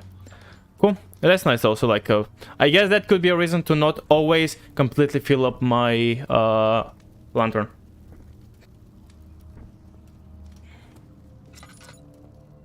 What? Tinderbox? It's gonna collapse either when I grab that or just when I get in this direction. Oh, I think when I grab that, the fucking thing falls on my head and smacks me, right? Pretty sure that's how it goes. And I guess it collapsed for a bit. And is the light still on or did it? Nope, I wasted the tinderbox, I guess. Oh well. I could have explored the room for other stuff, but I didn't. Is that blood? I guess it's blood from the barrel that smacked me in the face. Which, I mean, that's pretty bad times getting smacked by a barrel from that height. I mean, depends if how full the barrel is as well. It doesn't say anything else, but I mean, not like I know anything else. Okay, still not good, but it's not the worst condition yet. Anything that I have not checked out? Another tinderbox. I mean, tinderbox are barely really not an issue, looks like. Oil seems to be a little bit rarer, but still quite a common thing. Wonder if there's anything up there, like, should I try to figure out a way to get up? Maybe using, I don't know. Okay, let's just light that as well. Shed some light. And remember, like, you kind of walk around to drag those, the heavy ones. You need to actually actively walk when you're holding them. I think that's your introduction to that, actually. The mechanics of dragging heavier objects. Trying to think if I can maybe lean that in a way that I can climb it. Oh, not like that though. I was standing straight up. Oh, hold on. That's not what I had in mind. But I need to remove the bottom. I mean, I can am moving the bottom in a way, but not at all what I intend to be doing. I don't imagine that to be climbable. Of course not. I need to kind of drag that a little bit. There we go, but also move the top. Maybe? Not, nope. A little bit more. And it fell down. Okay. I don't think it's possible anyways. Like, realistically, you could probably, like, hold on to the wall here and figure something out, like... But obviously, in the game, that's not necessarily a way that this could work, so... That's fine. It's fair enough. Let's plop this down as well. I don't think I really need to be opening all of that, but it's fine as well. Okay, well... Oh, I guess when I made it out. Nice slice headache, that's good, because if I remember correctly, we do see a monster, a fake one, but...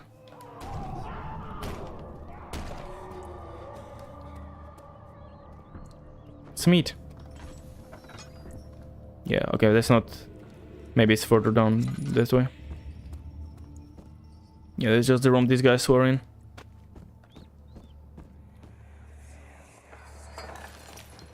What's happening? Oh, it feels like my chest is going to burst. And that's when he poisoned them. My God, Wilhelm, do something! Except we're not getting out of here. How can you say that? Alexander, you piece of shit! Let us out of here! Let us out of here! Remember when, like, obviously when I was young and just, I swear, like, that was so funny. Like, hey, say piece of shit, how funny. Also, since I think that might be the last time we hear of Wilhelm, I think we need a little something to remember him by. If I cannot find it though, hold on 1 second. Where is it? Do I not have it? Oh, I don't have it yet. Okay, 1 second, 1 second. There it is. I apparently did not have that favorited. I thought I did. Now I have it favorited. I'm saying it's like I use those fucking prompts or the website once per I don't know how fucking long. Okay, chest. With some Tinderbox, nice. Anything in any of those? Nope. Okay. I don't know if I checked behind the barrels. I don't know why I felt like there was something that... Whoa, oh, hold on. Oh, nothing. Okay, cool. Nothing with that.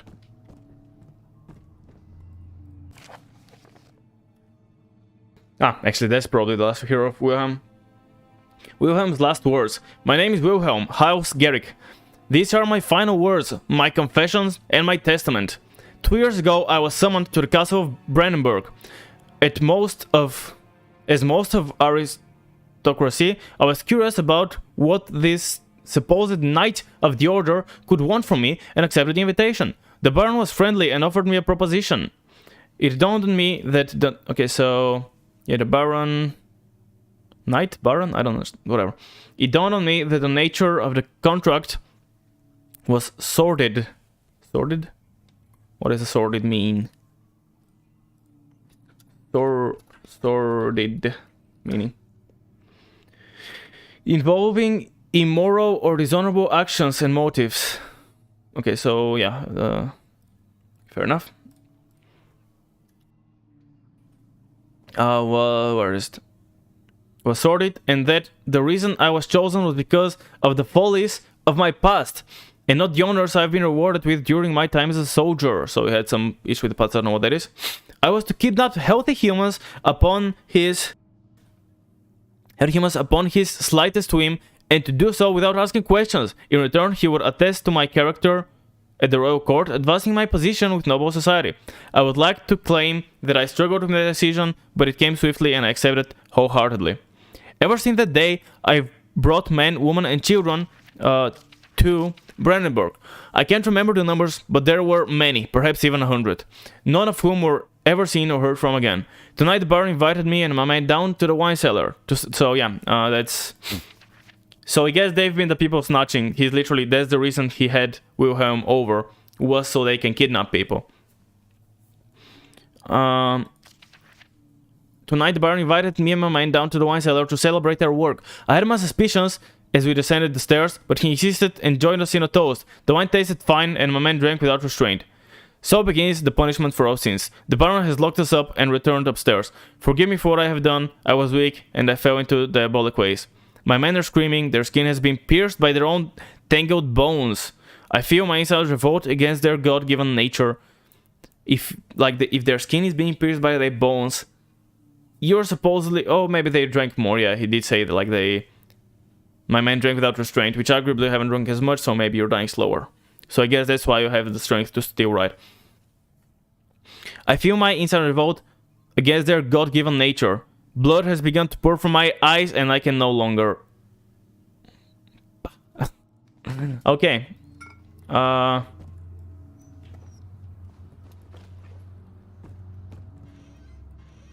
in here.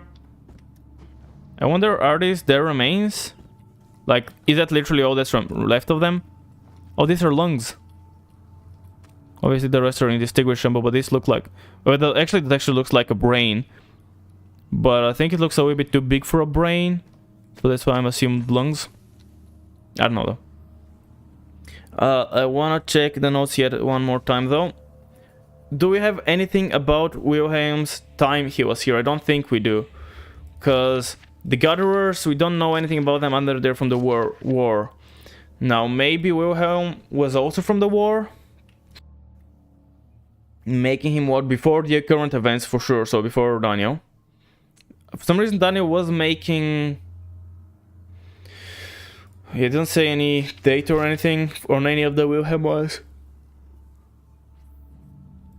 And obviously diaries are my own diaries. Yeah, notes are kinda the stuff for this story, although no, not entirely, but maybe notes are the modern stuff with Brandenburg, and the diaries are the backstory on Daniel, and obviously mementos are just whatever is going on right now. Okay, interesting. Let's move on. That's my... Hopefully there's plenty of oil, because... Last thing I want is to fucking have issues with my... Almost at my FP. I've been playing too much Elden Ring. I think that was locked. Other than the monster on the other side. Okay.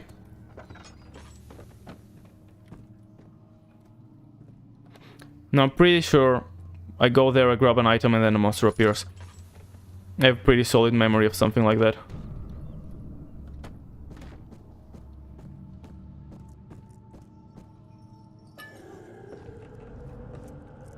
Yep. Double clicking its icon inside inventory tab. Yeah. Go away! I don't know if you can actually see me, but...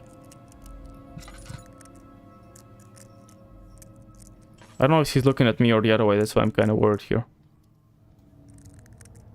Let's just chill here for a second. I think I'm safe. I don't even know if he's real. But I'm gonna fucking collapse in a second. If he doesn't go away. He's still not going away.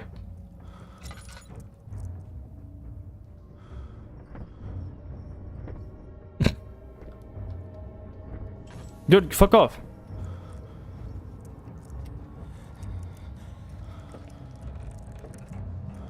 Is he leaving? I think he's left. Yeah, I shouldn't be looking at them, but I kinda... I don't know. Come on, relax here for a second, because I am bloody... I'm literally doing that without me being able to control it, so... Yeah, and there's so much delay. Like, if I move... Like, I move... Now. Now. Now.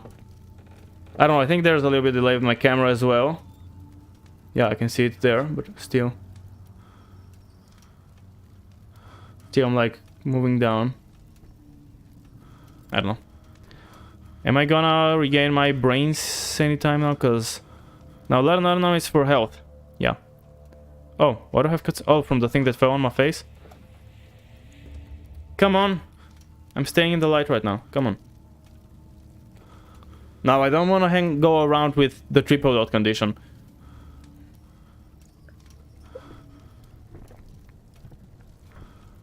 But I don't think I can fucking help it, so guess we're moving on. Yeah, that's horrible. That looks disgusting. I know that's obviously part of the idea of the gameplay, but Jesus Christ. Like, come on, why can I not fucking get cured and shit? He's not there, right? Come on.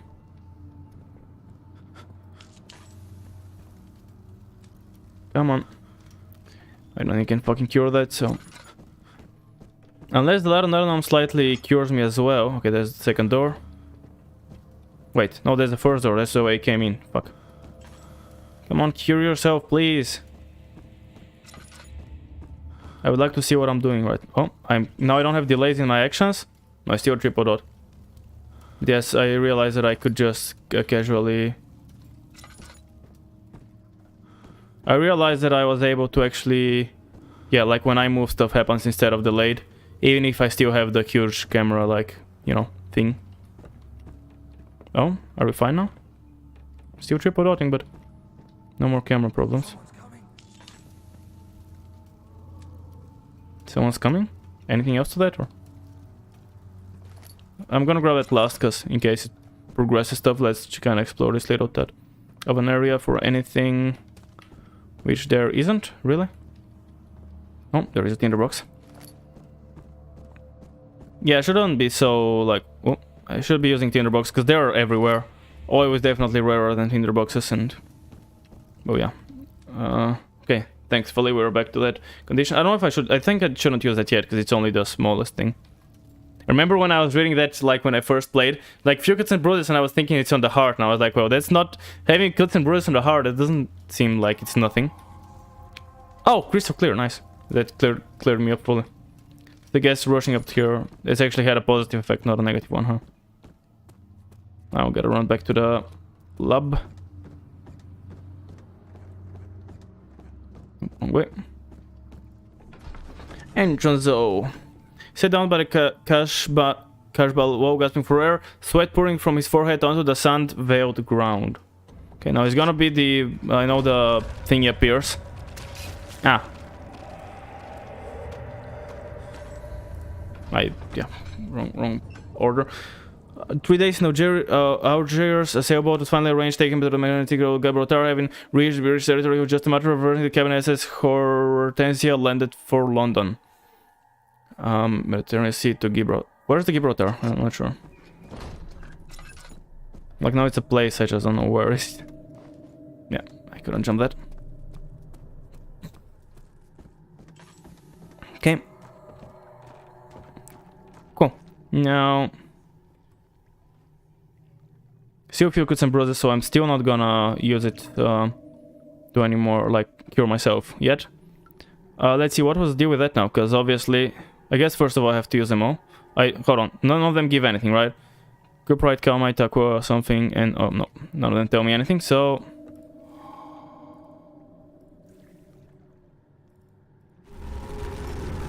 There's the collapse in the other room, which of course gave me a freak, even though I think I was fine. That's cool. Yeah, I mean, I know stuff collapsed. I don't think there's anything else to that. What? That on the thingy. There we go. I know I don't have to be pointing at the exact thing, that's why I kind of just pointed it in the general area. Now... I wasn't paying attention what? Which probably could have been useful. Let's see if I can tell anything from the note. That's not it. Yeah.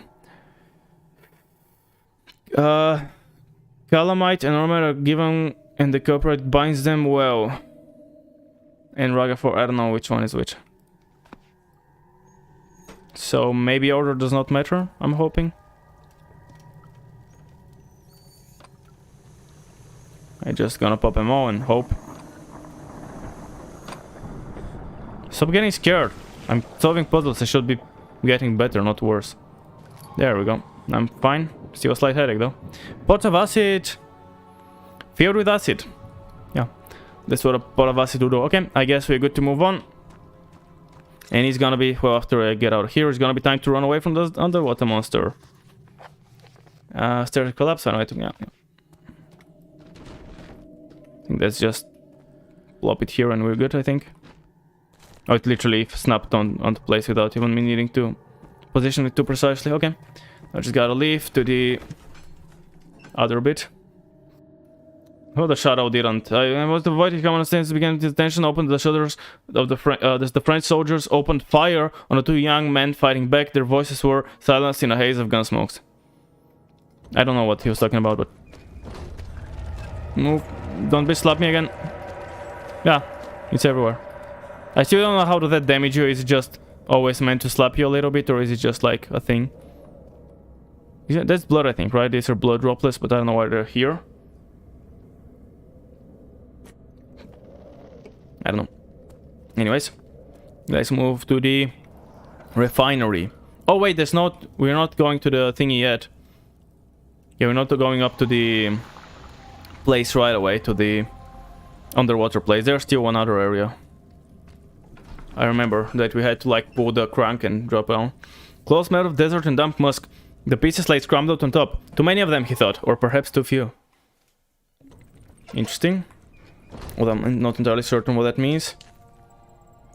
I have what? 19, yeah, that's fine. Thomas Grip. How names came about. That's interesting because I always struggle with naming NPCs in D&D. What? Hold on. This level was first called Distillery, and if you check the data file, it's still named as such. Now, for some reason... Shut up. We're getting up. It's dark in here. Yes, and there's a good reason for it. But you can light the lamp now if you wish.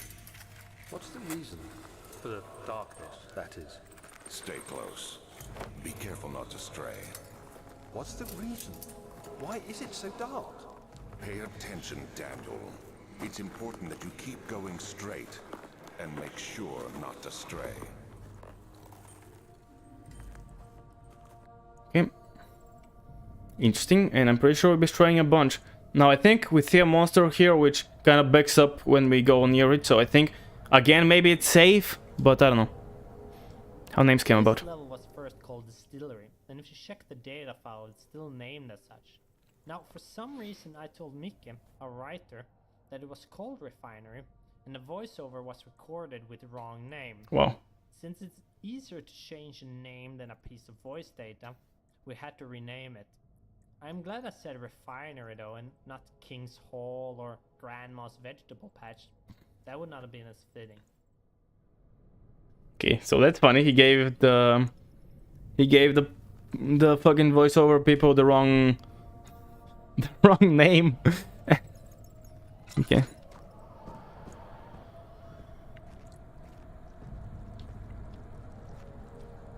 Your fucking baby's crying as well, Jesus Christ. You don't like baby death stuff. Dying babies, you don't like dying babies. Careful, enemies are near, crouching. Darkness make it a lot harder to spot. Yep, I am aware. And the enemy is right there? No? Where is he? There he is, passing through. I just stopped watching, looking at them. I know I'm fine from him, he just passes by there. But yes, Steve, it's a jump scare. We're kind of running low on those. Still a slight headache, surprisingly enough, even though we just got a jump scare in front of us. I don't know how, but... We're getting battle music. I'm not in a battle right now. But I think this one can actually get you, like... I don't think this one is fake, like the ones until now. Which, I mean, maybe you can... What? Or being jumpy. I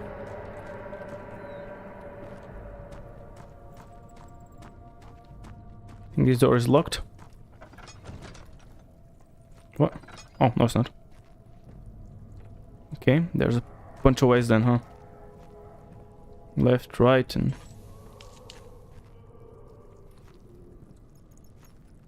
I thought there was something in one of those. There's still my... Oh! I'm about in one of those, but there is tinderbox on the ground.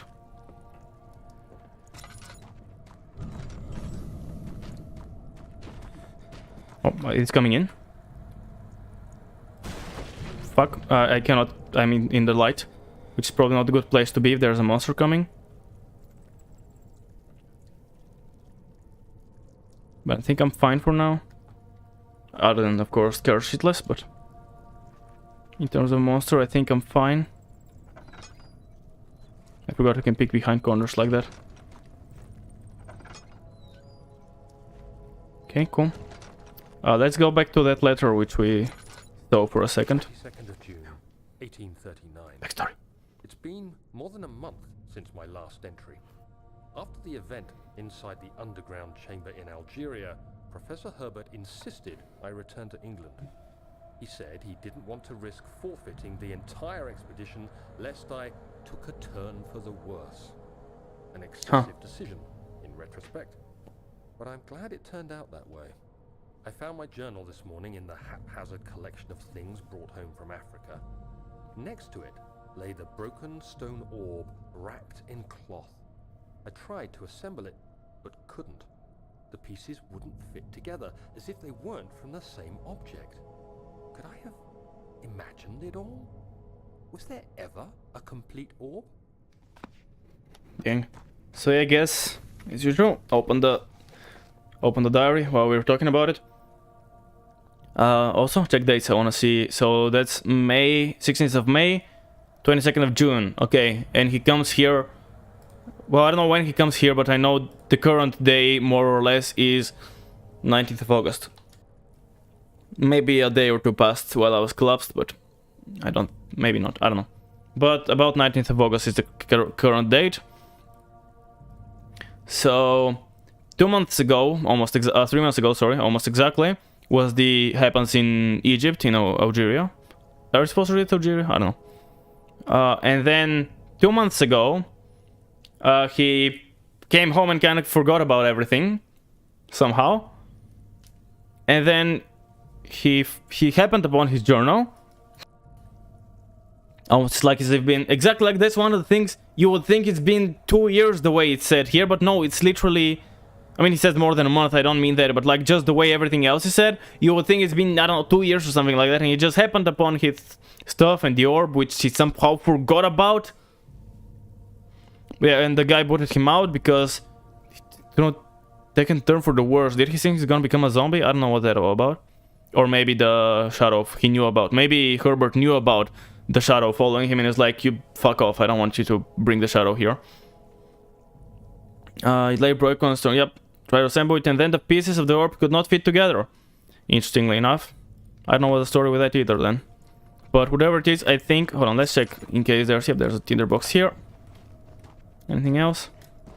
Around anywhere? Nope. Go away, bro. I keep crouching instead of running for some reason. Okay, before we move on, I think I need a quick break. Again, spend it in the light. Maybe that will fix itself, maybe not. I don't know. Whatever, I think it's not gonna become worse though, so... As usual, if you need to go to the bathroom or if you will drink, grab some foods or anything, make sure to go ahead and do that now. If not, hang around, I'll be back in right about 3 minutes or something along those lines. So, boop.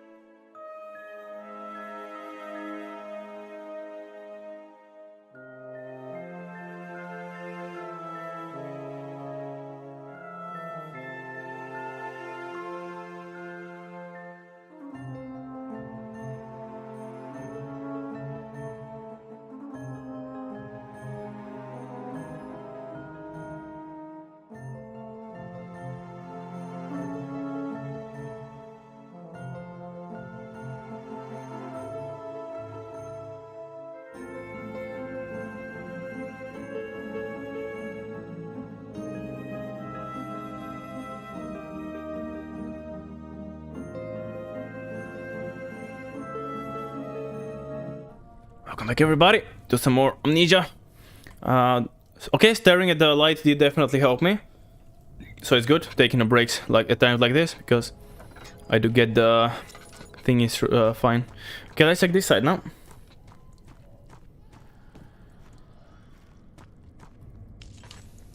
Oh, that's good. Oh, and a tinderbox. Not as good, but still, I'll take it. And another tinderbox. Cool. Anything here interesting? Of interest? Not by the looks of things. Okay, looks pretty clear, so let me go here. Oh. I think that's just wind. Pretty sure there's no like monster or anything of the sort. I think there was a monster somewhere in this room though. Hey, another laudanum. Laudanum. What is it called actually? Laudanum. Laudanum, okay. I remember, was it? I don't know, remember someone back in the day, I think it could have been very likely to PewDiePie. Because like he was the, you know, main guy back in the day. I'm gonna check it out in a second. He was calling it like laudanum or something like that, and it's funny. And I'm guessing I can, like, the game pauses when I look at the letter slide, right? One way to check out is to grab it while jumping. If I can reach it, I can definitely... There we go. June 1839. It does pause. I feel the need to continue this journal, even though it was intended for my journey to Africa. This must be something very important. I just know it. I've taken it upon myself to piece the orb back together, but it's been more difficult than one might think. The pieces are behaving strangely. They seem to change color, shape, and texture, but ever so slightly. Yesterday, I took careful measurements and notated any significant markings. Today, I confirmed my suspicions.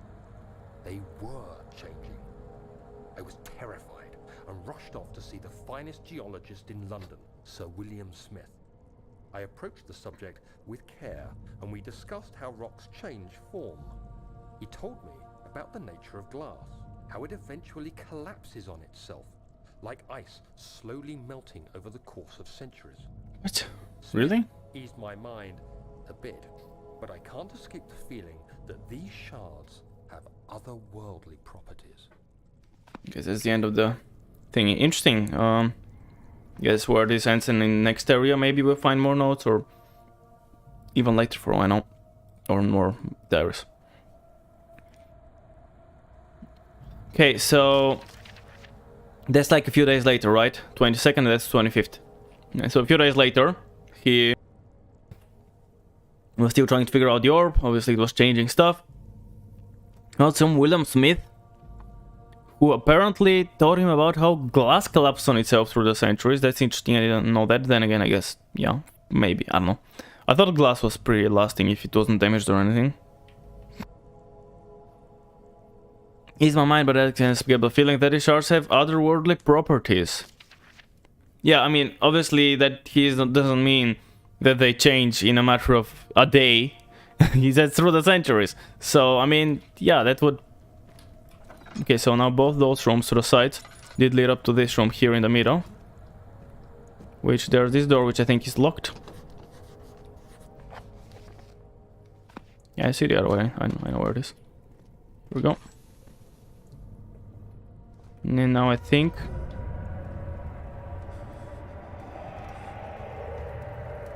there's no one, right? In terms of enemies. I think it's safe in terms of enemies, but... It's like half a jugger. Okay, let's... Piece of wood. The puzzle with the crank and pulley contraption was a tricky puzzle. Not to create or on a technical level, but purely on a noticeable level. We added stuff to the puzzle perhaps 4 or 5 times, because after each test session we kept having testers that did not see the piece of wood that you are to break to complete the puzzle. Originally you could only break it, so we added the option to pull it out as well. Then we added a faint light to draw the attention to it, and also tweaked the description of the crank. After that we added so that when you pull the crank there is a bit of dust falling from the piece of wood, and we also did a slight change in the angle of the piece of wood and changed the color and the texture, all to make it as notable as possible. So The question is, did you notice the piece of wood? Considering you said that before, not, I mean, it doesn't really matter. But yeah, that's so that's clearly must have been maybe smaller. Maybe it was more. Shut up. Maybe it was more horizontal, or something, and because of that,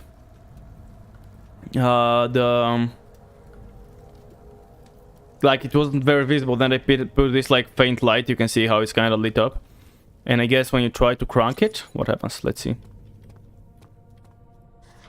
It's stuck, something is clogging the crank and pull a contraption. So yeah, it's clearly telling you that something is clogging it up. Okay, cool. Let me take a quick run around, grab anything in this room, if there is... Oh, just tinderboxes, though I prefer oil, because obviously it is much rarer to find. Okay, nothing here. I can actually grab that chest. Now, since I'm pretty sure a monster comes through this room, I would like to get at least a couple of boxes in here to maybe slow it down a bit and whatnot, if possible. There's some more. I don't know, I think you can throw stuff as well. It's probably not gonna attract anyone, right? Fucking piece of shit. I forgot about that. Because I'm brothers. I don't wanna... Shut up.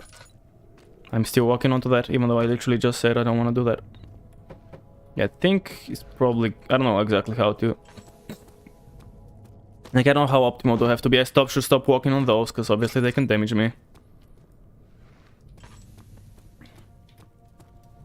One more, and... Oh. I mean, I think I have plenty of time anyways, but... Okay, cool. Now let's break the wood.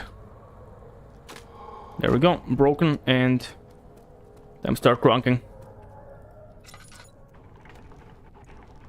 Well, maybe I'm thinking of Little Nightmares, because nothing is coming for me. Oh, there we go. Managed to slip in. And now, I am pretty sure we are approaching the water level. The cellar archives. Which was interesting. He crashed to the surface, the dark Atlantic water smoothed him as he struggled to make sense of the situation. I have no idea what the loading screen things are saying, by the way. Gonna fill with water. I love how these weren't here a minute ago. Yeah. Yeah. Now, obviously it's dark in here, so I don't know. Maybe it's kind of light in there. Is it? It's dark, yeah, definitely. I think, can I call it over to some... Fuck, that's not a button to call it over. Come here, please. I fell in the water like a complete idiot. Go. Okay, Mikko Taram... this guy. I'm Mikko Tarmia, the composer from Amnesia, The Dark Descent. You may have heard my music before if you played the Penumbra game series. And I did a couple of tracks for Penumbra Tech Demo too. So this is my 5th project with Frictional Games, and I'm happy to be a part of the team. Oh, can you pause with the top screen while these are running? If that's the case, that could be very helpful. Can you like yeah, there, that's good.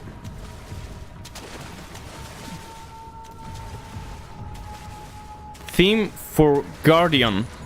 Guardian Monster has its own musical theme. Guardian Monster. You can hear in many situations in the game, even if the Guardian is not physically present. Actually, it's more like a noise sound than a certain melody, and I played it with my bassoon. The theme has many forms, and this one is almost a direct sound coming from the instrument.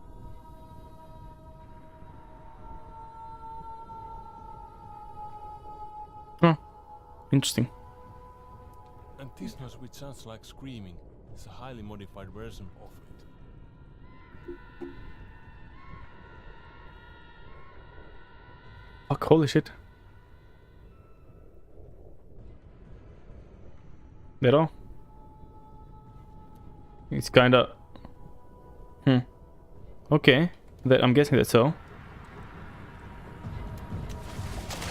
Okay, let's see, there is a lever in here. Is it timed? If it's timed, I might have to first explore forward, and then I'm gonna come back to actually check. Don't see any items or anything around.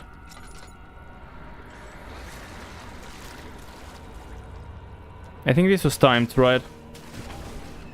Yep, it's timed, so I'm definitely not rushing in right now. Wanna explore first.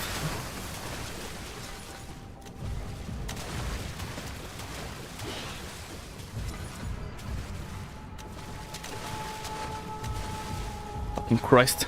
This fucking place. Stop falling everywhere! Is there nothing here, really? Just a box. Some more laudanum. Nothing? Can you destruct it? You probably destruct it by throwing books, right? I'm not sure where did it go. Don't see anything around the sides here. Don't see anything there either. Nope, looks empty. Okay, cool. Shut up. Stop making noise. These guys are too fucking loud as well, like Jesus Christ. And another issue is the fact that I keep wasting my the lurker hearts. The creature in the water, affectionately called Lurky here at Frictional Games. Hold on, sorry, I didn't manage to hear the start, so can you keep a little bit quieter, please? First, the creature in the water, affectionately called Lurky here at Frictional Games, did not have a sense of sound. Later on we wanted to add it though, so the player could lure it away by throwing stuff in the water. When I added this, something unexpected happened. Lurky started following me. When you jump on the crates, it hears the sound you make when you land and it goes there to investigate.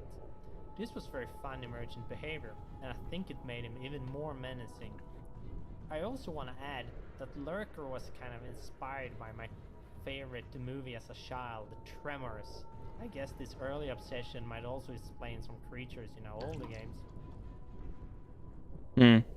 Okay, so yeah, that's... it doesn't make sense, like, so... I don't know why sound, like it's the water, like there are vibrations in the water, which they can feel when you throw stuff. So I don't know why would it be sound necessarily, but I can understand like him, like what he was saying, that... That's pause, right? I'm pausing when yeah. I can understand what he's saying by like now he can see you and stuff, and that's why, you know, he follows stuff around or whatever. Was there anything here? No, just a bunch of blocks, or I mean, whatever. These aren't blocks. This is Minecraft for them to be blocks. I forgot the word though. Okay. I mean, generally, even if you just tap in the water, it's not too bad. And usually, it doesn't always spot you when you're in the water. By the way, clearly. Okay, now, can I throw anything to at least slightly drag its attention? I can't really throw it far away, but like in that corner or something at least, so it's not like shoved in right next to me. I think it's going there. It seems to be. Also, it's good that I don't get fucking terrified.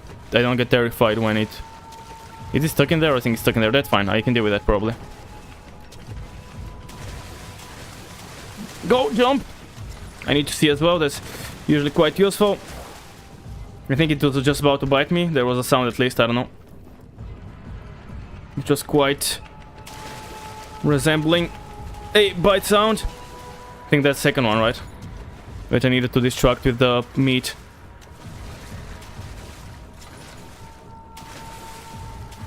Come on, go eat your food.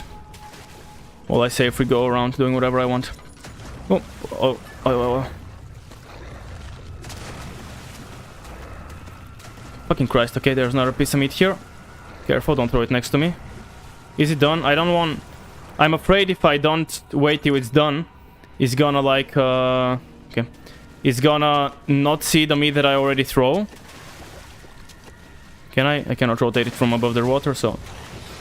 It's coming for me. So I need to really bait it out. And then I can like... That's not far enough away, is it?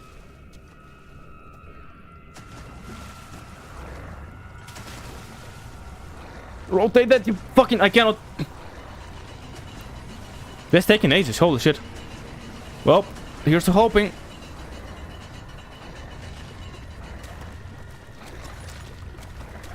Into wood, apparently.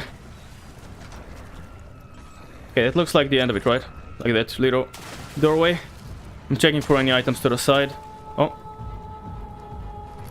Hollow needle. What? Why do you need that? Can I lockpick it? Oh, thank fuck. Something large brushed against his leg and he felt himself being dragged along by the current of the beast. He pushed himself above the surface. Help! He cried as the ocean swallowed him once again. Or again. Oh crap, we're not out of the sound creation of the water lurker. Hi, I am Tapio, and I made monster sounds and vision sounds for this game. Yeah, I just love this monster. I think it was pretty fun to make because there was underwater sounds as well as sounds from the above. I think I wanted it to sound like a very big monster, but still very fast.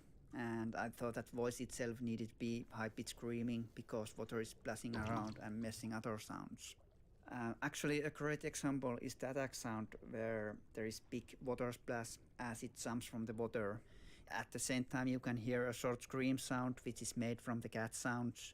I think it works great.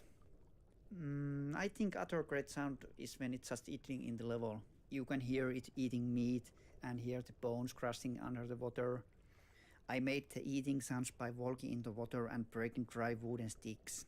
The sound itself didn't need much processing or editing because it sounded almost like you hear now. Well, this is Water Monster, so I recorded lots of water sounds. For example, bubble sounds are made with a watering can, which is sunken in the water. And when it's chasing the player, its movement is made by a big rock, which I just threw in the lake. It feels like it's running after you or hitting its big hands on the water. I think there is lots of power in this monster. Yeah, since you clearly cannot see that monster. Which, I mean, they meant to make it big, but also it's like in that deep water. Or maybe it's not that deep, but come on, it's like at most that deep. And you can't see it because it's supposedly completely under the water. How big can it be? Like this, I find it quite weird. Playing with a player. This level is the high point of the lurker build-up, which sort of started in an entrance level with the slime appearing. It's supposed to be a sort of roller coaster ride and is designed to be easy enough to be completed on the first try. Yet, it should also be stressful. Many of the things in a level that seems like you barely make it are just scripted to be that way. But it's nothing you notice because they're blended in with the truly deadly stuff. What is... I wonder what that's like... What is in here is pretending to be deadly, but like... What is scripted is what I mean. Is that gonna be scripted? I guess that's... Motherfucking... yellow. Going left. I should be closing the doors. Oh, that might be the scripted stuff they're talking about. Like, everything is scripted like they are actually... I cannot open doors, apparently. That's probably the thing they're talking about, where it's sort of scripted, I guess. Where is the other path going, then? Huh. I wonder if there's a completely different path and if it leads to anything. And there's the other token. Okay, so I guess this level that they're... he felt himself being hoisted out of the ocean. The lacquered hull of SS Cortezia glittered the soothing warm yellow light of the setting sun. He turned his head to the calm ocean reaching towards the coast of Portugal and thought, is this another dream? Still don't know what's the story with the loading screen tips. And we're out. Right, so... I guess they mean this place. You're meant, like, it's a lot of stuff that's actually safe. Because it's scripted to sound like it's very close to something. I didn't really even see the monster at that level, so I don't know, I didn't feel it was that close at all. At the start I forgot that closing doors would probably slow it down. But again, maybe it's scripted in a way that it doesn't really make a difference. Or maybe it does. And that's... I'm pretty sure that's where... Yeah. Okay. This place. Just want to stay in the ambience for a minute.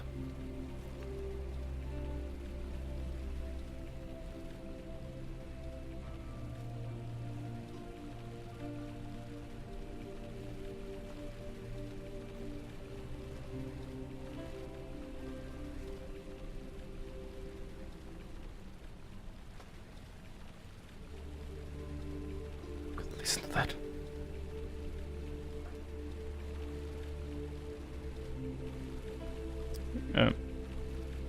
Kinda missing your body there. Hey, I can play with the water. Let me refresh myself.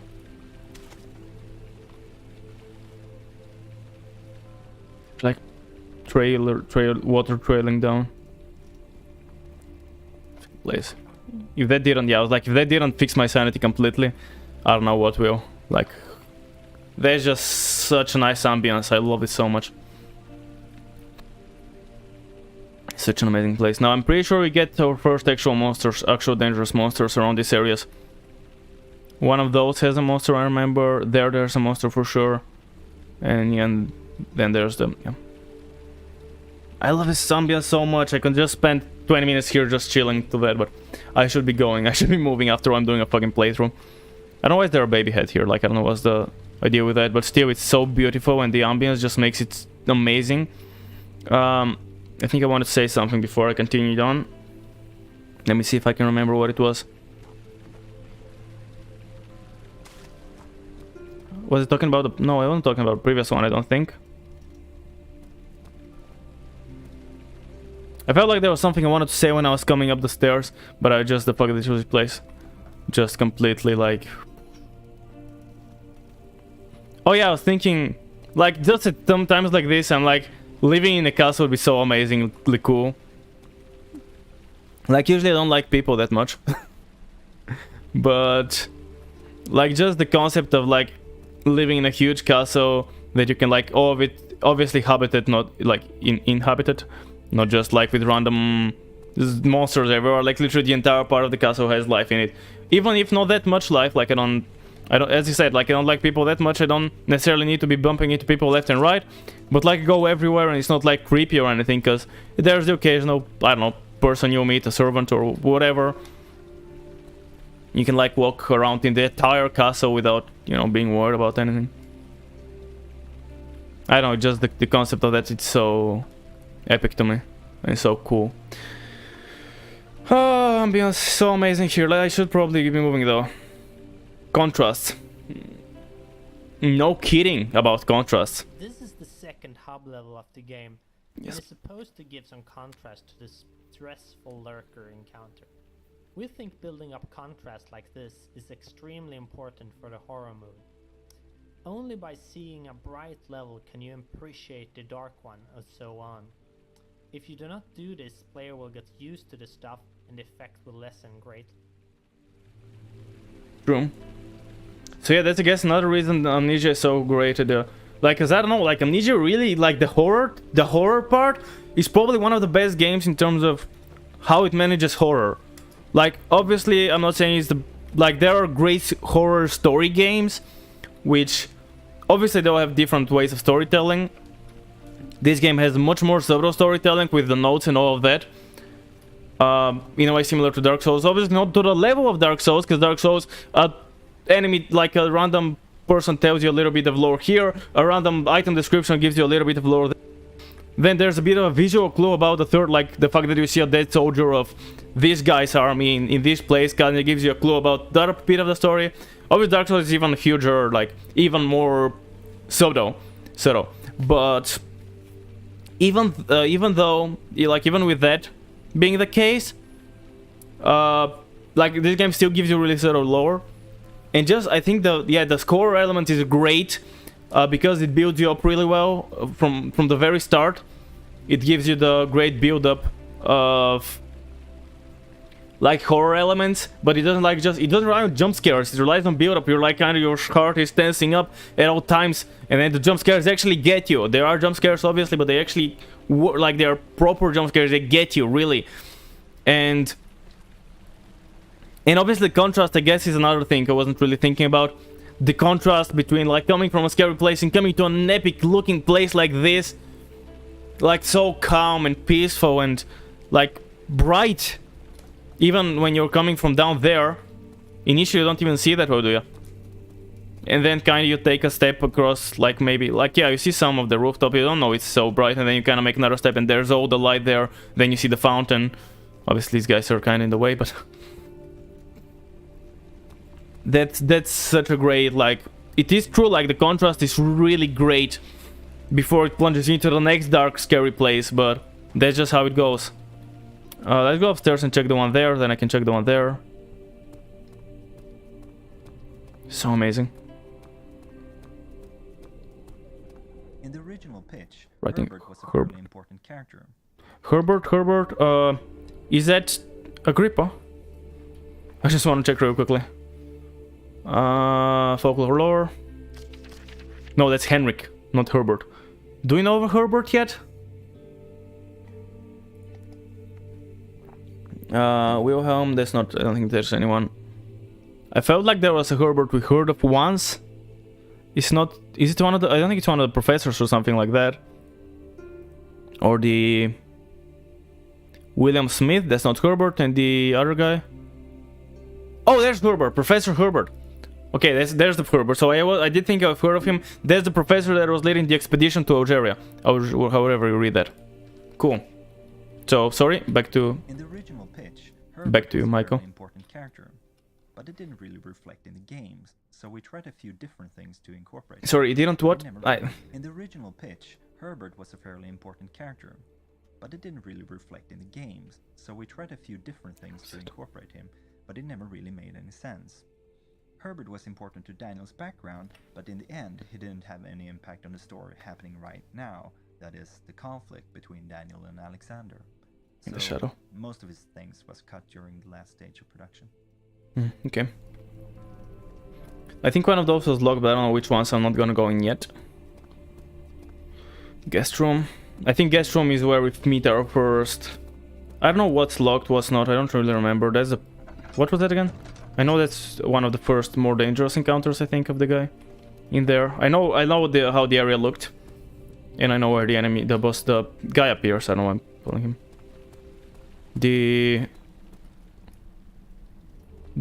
What was his name? I forgot the name of the monster. I don't remember. I know the stronger answer, the brute.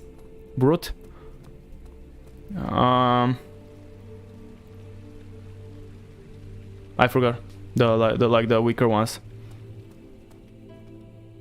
And obviously in Justine they're like suitors because they are trying to, well, I guess they weren't really trying much. Justine was the one who kind of got them, but whatever. Let's check this place. Is anything gonna happen in here? Yep. Flashback time. You have an ascending room. Will it take us to the inner Ascending room. It will definitely take care of the vertical part of our journey. So, you have ridden an elevator before? Yes, the Colosseum at Regent's Park has one. It takes you to the gallery where you can view the panorama. Good. This ride might be a little longer, and in the other direction. Why do I have to say it in such a creepy way? I mean, obviously. And just ambience kicking back in the beautifulness. Holy shit. I think this is locked, right? I'm gonna even click it. Find a kid and locks the learning machine room, yep. The lions here, looking at the... Obviously it's not even gonna work. I guess you try pulling it. Obviously I still have the doors closed probably, but... Start the engine that powers the elevator. Nothing in terms of items.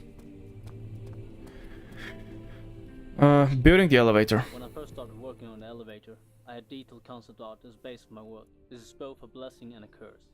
Concept art saves a lot of time for us artists, as we just have to copy what we see in the picture, but it also takes away some fun parts of our work, as we don't have to design anything ourselves. In this case, the concept art was very detailed and there wasn't much to change. However, I noticed that the roof part on the concept was dark and dull, so that's where I could add details of my own. I added the patterns to fill out the empty space. I wanted them to fit with the eastern feel of the elevator and took inspiration from Arabic windows. In the end, it's not a very big addition, but it adds to the overall impression of the elevator as something exotic, but doesn't really fit in with the blue-grey stones of Brandenburg. Okay, so that's actually supposed to like not fit in, right? Because obviously it's like a German castle, and in there's an Arabic elevator, which even elevators aren't really a thing at the time, right? like this early 19th century. I don't know when elevators came by, honestly, but I'm pretty sure it's not. They weren't really popular back then. Okay, let's go up there first, I think. Because it's a smaller and less scary place. I think the right one is gonna be locked and this one will not be. I'm gonna try the right one first. I was wrong. Herbert's trunk was wrapped in rope. The lock had been broken by thieves, he assumed. He wondered if anything had been left considering all the hands it had passed. Oh, that's a different room. Not where I thought I was at all. Okay. I don't remember what's in here then. Okay, let me light that in. I don't really need to be breaking that, but I love how you can hear me. You can hear me jump for a second there. Just with a single tinderbox. A Stefano. Is that our first Stefano that we're seeing? That jump scared myself. I didn't expect it to break so easily, that's kind of the reason. This room is kind of freaky looking. Is there nothing to it? Yeah, that's the outside. Do you go outside here? I don't remember. There was something with going outside somewhere, but I don't remember where was that. Oh, no, didn't see it at all. Okay, I want to see if there was maybe a voiceover, but no. Chill out sound. To my most trusted student and friend, Johan Weiner. Doesn't say anything like in terms of who. Maybe it's Herbert, I don't know. The most remarkable thing happened as I was traveling through the Prussian woods this summer. I finally found one of the orbs I've been looking for the last 20 odd years. It is as unexplicable as the heliodromes, or the heliodromes described in the Hortus Conclusus. Yeah, that thing. It was as it was thought about. It was as it was thought about an underground Mithraic. Half of those words don't mean anything to me, and then the other half make no sense because they are written in a weird way.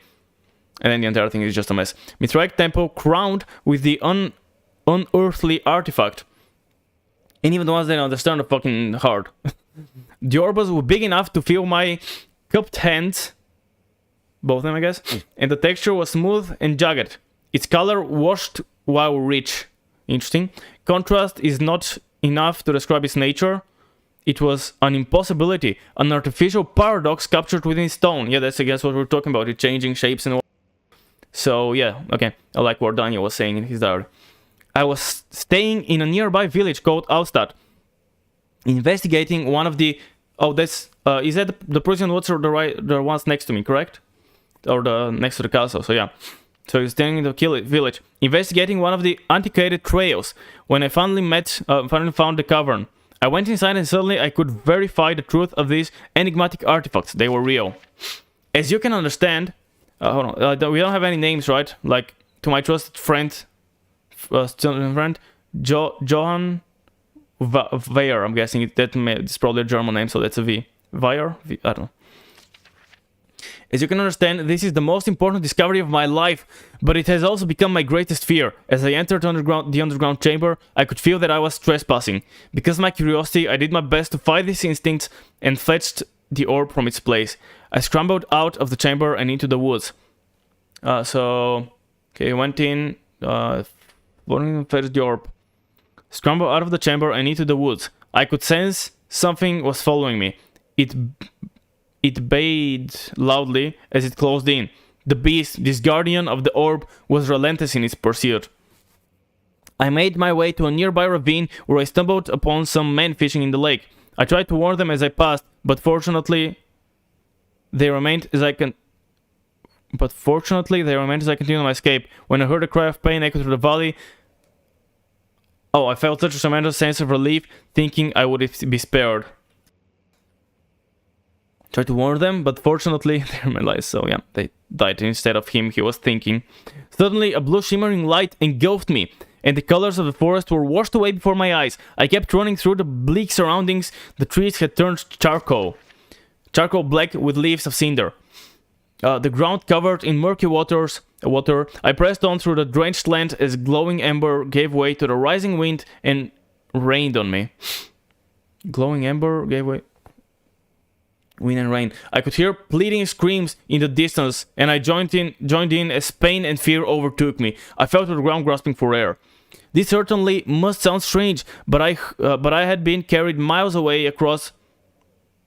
This must sound strange, but I have been carried miles away across the Alps to a grassy field outside Genoa. No idea where that is.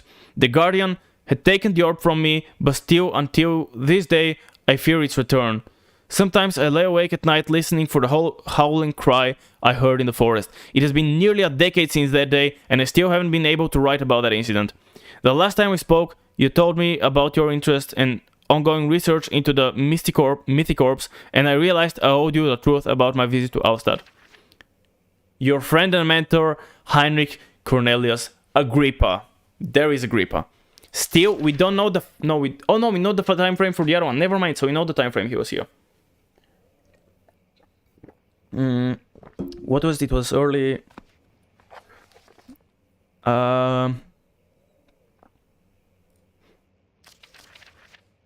It was early 16th century, okay. So, 2 centuries earlier from now, right? It's 18, yeah. Wait, 16th. No, 3 centuries from now. So that's Agrippa addressing one of his students. And he tells, like, what happened when he disappeared. So that's, like... Okay, so that's why he did actually return.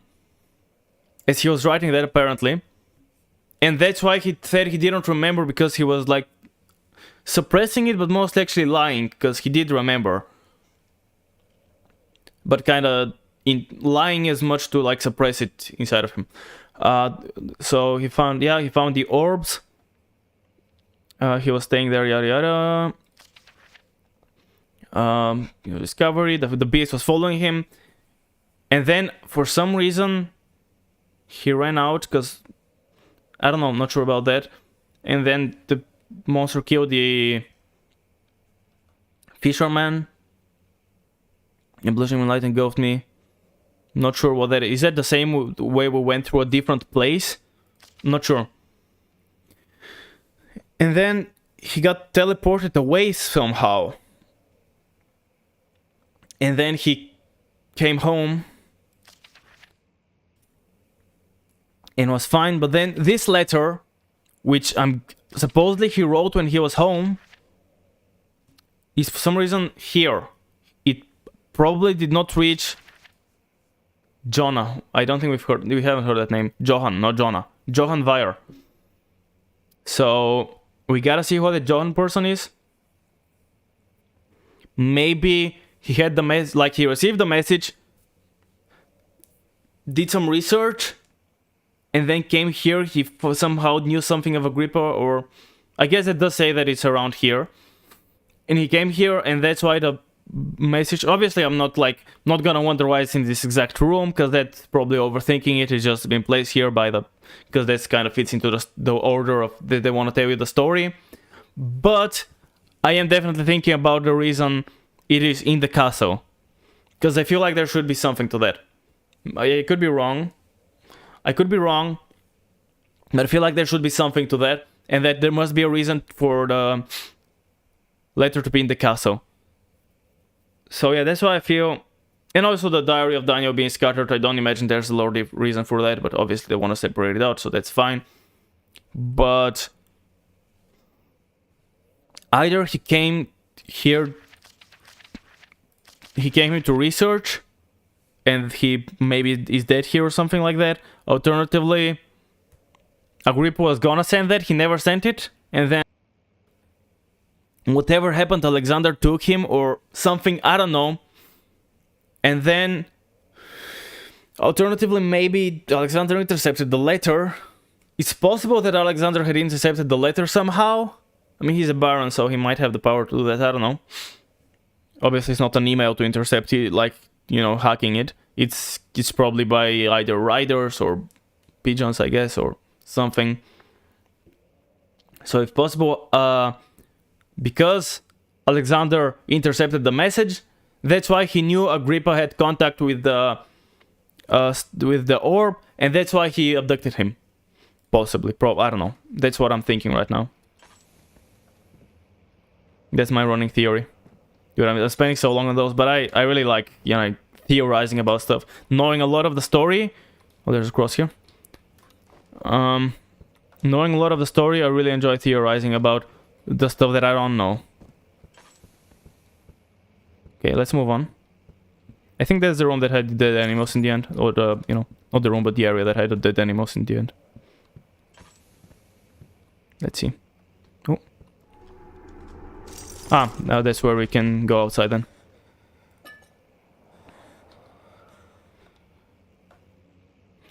Filling out and making breakable objects. This map was one of the most fun to make because of the rooms have more objects than we usually add in the levels. I think the first 2 rooms was pretty good, just because of this. But we can't add this many objects in every room in the game, because that would, first of all, be very demanding on your PC's performance, and a lot of our players doesn't have gaming rigs. Secondly, it wouldn't make sense if every room or corridor was a storage. We also try very hard to vary the levels and rooms as much as we can do. This level was also the first time in the game the player had any contact with outside. So for this part I had to make a couple of different wall pieces, a pine tree and a breakable version of the window. And I can talk a little bit more about the breakable window here. When creating breakable objects like this, we have to first of all break the model by splitting parts up and creating pieces. Like on this window, it has a lot of wood parts that are loose after it breaks. Those parts are remodeled into broken versions, and in the broken version of the window, they're actually hanging in the air at the same place they were when the window was whole. After modeling those and exporting the model into collided format, which our engine handles, I use our in-house model editor to set each wood part up with a body for collision, and I also had to wait for it to behave realistically. I also had material type, in this case wood, and that is so that wood sound is played when a piece hits something. I can also set up more advanced stuff like how it will behave in water, how fast it can travel, and how fast the speed will decay, but also a lot of other settings as well. But when that broken version is done, I also set up a special entity of the original window where I set it to break at a certain force, and when that happens another entity will load and this one will disappear. And in this case we load the broken version of the window. We also set it up so a particle system with glass shards is going to be played as well as a break sound. And as soon as you break that window and all that is happening, and since you probably threw something at the window, the force of that object will make the wood pieces slide and not fall straight to the ground as they would otherwise. That is pretty much how we do it with most breakable entities. But of course, creating a particle system and sounds for this is needed too. And in this level you can also see a lot of props that I made earlier before we started making maps. This is objects like shelves, tables, chairs, paintings, etc. But of course I didn't make all the objects in this level. Right, yeah. It's cool because those give you a bunch of different stuff. Like some of them give you like actual ways to make the, like for example the contrast, tell you the story of it, like why is that good to do. Others tell, like this one, tell you the mechanical, like not the mechanical but the program side of things, like how do they program it. And then there's also story ones, like they tell you, for example, how the guy gave the voice actors the wrong name, or I think it's not the voice actors, but whoever's lighting the right, I don't know. He gave him the wrong name, and that's how it changes, like a story, for example. So it's cool how they're very different. Now the window, I'm not sure, did he say like when you throw an object, does it like work as if it passes through it? I gotta check if I throw an object, is it gonna like bounce off, or and are all the pieces gonna stay? Oh, there's this room. I remember this room. Anything back here? Anything at all? No, really? Alright then, I guess let's go in this room. I remember this room with the dead animals. I think there's a flashback point here. Is there? Isn't there?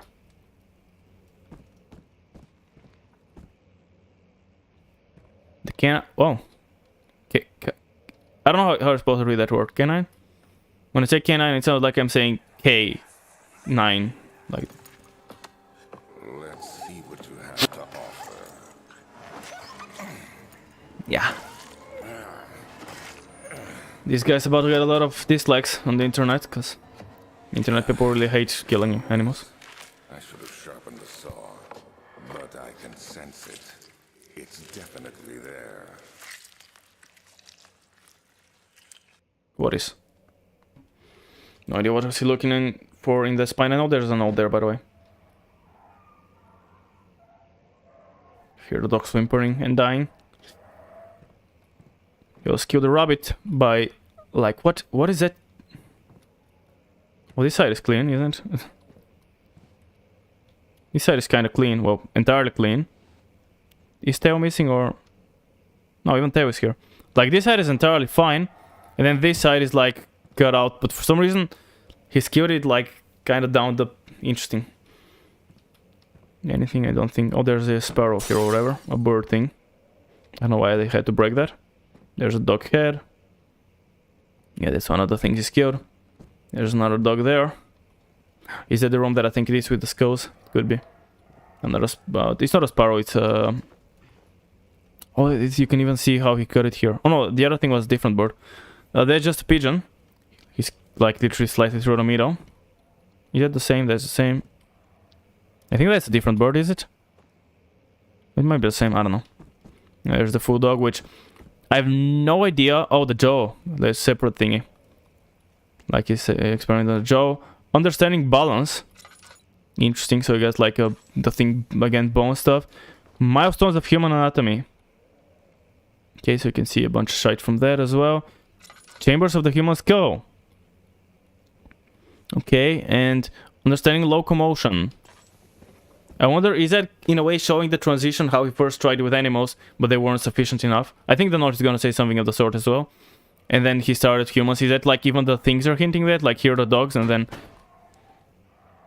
Shovel, what the hell? What the hell, Spoon? Okay. Let's see. Canis lupus familiaris. That could mean like some sort of dog stuff. Because Canis is probably coming from a canine, however we're supposed to read that. Lupus, I think, is also something dog. I'm not sure. And this might be family, like the family tree. 1658. So that's long before... I'm guessing that's on... Okay, let's read it and then I'm gonna try to piece out the ordering. After a short study, it is clear that the agitation found among humans can be found in the dog. Fear and pain induce stress, which seems to trigger an endogenous response, causing the animal to burst with energy. I believe that a catalyst is produced in the brain. It is difficult to determine exactly where and what it is, but I can sense it. It reeks of cosmic genesis, like, yeah, of cosmic genesis.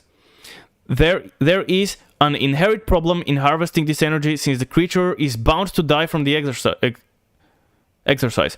I must refine this process of torture to enable any real work to be done. More experiments must be performed, but it seems that only human beings are able to produce the amounts necessary. It might be their ability to appreciate the severity of the process that ultimately augments their experience of terror.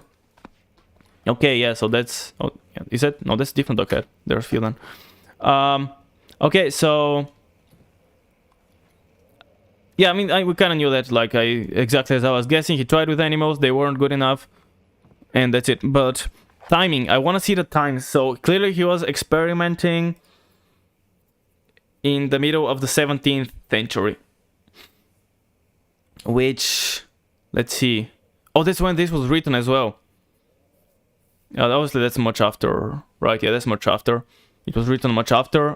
Cold War was which century? I forgot, shit. Give me 1 second. Not Cold War, 30 Years War. Cold War is something completely different. 30... Years War is 1618 to 1648, so the start of 17th century. So again, okay, that's like again almost two centuries after. That was written almost 2 centuries after. That is 16th century, so Agrippa came at the 16th century, so 15 something. And do we know time on that? I don't think so. Oh no, it does say somewhere that it burned. Somewhere? 16th century again. So yeah, 15 something it burned. And after that the guy came, and that is 16, yeah, so that is definitely after. That definitely is after the Agrippa stuff, which makes sense because I'm guessing maybe Alexander was not in the castle before the fire. I'm guessing he caused the fire, and then he moved in, I think, and like killed the inhabitants or whatever by the fire. So, and then here he found that he needed humans. I don't think we got any timeline on any of Wilhelm's things though, unfortunately. We haven't got any timeline for anything regarding Wilhelm. So I don't know when did that happen, but probably at some point after that, I suppose. I don't know. Okay, I think that's this room clear. That is the room. That is the very room.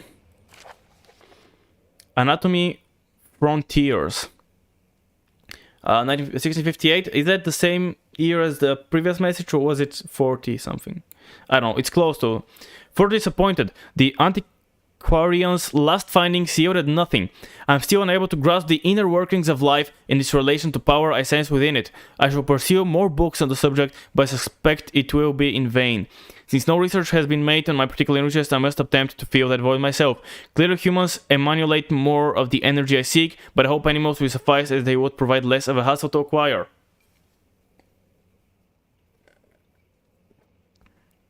So for the time being, he was preferring to use animals. As he, this is best not to use humans. What the fuck is that? Oh, it's an apple. Yeah, that portrait of Alexander is gonna become more scary after I open that. Now, I probably should not do that if I want to be optimal with my... Whatever, I'm gonna do it, because, I mean, it's a... Boop. And some human bones come out. Oh? Oh, I'm still crystal clear. Okay, maybe it's dependent on my... It's probably dependent on my... Does he have penis? I mean, if you can call that a penis, he does have something. He has like a little triangle there. Okay, I don't think there's anything else to this. Yeah, I guess this actually doesn't change with the thing, it only changes... Okay, fair enough. Anything on the back of that? No, okay. Any lower stuff here? I don't think so. Okay, so I guess that's the first time we really find out he... Give me the spoon. The first time we find out he started using humans. No, not really. Actually, we know that from Wilhelm. So I don't know. Whatever. Let's try throwing that. So it did bounce off. And yet there was clearly... There clearly was the thing he was talking about, how they didn't just shatter and break, they had the impact of being forced backwards. I think that's what he was talking about at one point. Oh. This thing. So am I going that way now? I have no idea where I'm going, but whatever. I'm giving my spoon, and then I'll be on my way with spoon in hand. As much as I can, as far as I can go with that spoon. I can... Wait, can I still sprint with a spoon? If not, I might have some issues jumping. Oh, I can. Okay, cool. Let's grab it around the middle, though, because it's kind of, more normal, I guess, to run in like that. Run around like... Oh, you can see the... I don't think we see an actual tree fall, do we? But we hear it cracking and falling. And there's the... Anything in the end? No? Okay, cool, let's go back. I didn't want to get spooked too hard. I have a slight headache. Not great, but not the worst. Oh, there are some cogwheels here. We're approaching cogwheel territory. Okay, let's see... Let's check that. I think this is... When will it be my turn? Have I not shown restraint? My patience spans centuries. From where I came, mankind is not even wasted a breath. Yet I bow to you. I have done so much for you, and I have gained nothing in return. Agrippa, I trusted you. It was I who in no fairness should have entered that gate. This, I think when they opened the portal with Agrippa, I think... Is it Alexander? Not showing restraint. My patience spans centuries from where I came. Mankind is not even a waste of breath. So yeah, Mankind is like nothing because he's like on a far planet or whatever. Yet I bow to you. I have done so much for you and I have again... Excuse me? I was still reading? Like I'm not... I read it, but I'm trying to understand it. Yet I bow to humans. So he bows to humans because he needs their help. I've done so much for you and I've gotten nothing in return. Is that again Mankind or is he talking about to Agrippa? Agrippa, I trusted you. So I guess... He didn't necessarily... Maybe he abducted Agrippa, but I don't know. It was I who in no fairness should have entered that gate. If it was Alexander, he's betrayed because Agrippa... What? I mean, Agrippa didn't enter. Well, maybe he did, but... I don't know. Elevator renovation plans. Ooh. Nothing really interesting, but still we can see stuff that's not... What is it? I don't know, some machine or some shit. Elevator schematics, cool. Using steam power for elevation, cool. I'm trying to read quickly because I'm wasting oil right now, I know that. But I don't think I can see really in the dark, so...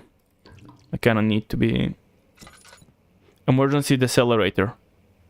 Oh, it's like if you start falling down. Oh, well that's gonna come in handy when the elevator breaks, because... What's a game without... Like, what's a game with elevators that elevators don't break, you know? Unless, like, some very modern... Even in modern games, I think sometimes they do. I remember in the first Mirror's Edge, every time I was in the elevator, like, when it's gonna break. And I think on one level it broke and you needed to climb from the top or some shit. Or did you... I don't remember. The joy of travel. The decision to have the player go outside in this map started out as a quick and dirty idea for some sort of puzzle. However, it turned out very nicely. And to see the trees really gives a feeling of being in a castle and not just on sunset. The first idea was not even to have the player break the window and just have it open directly instead.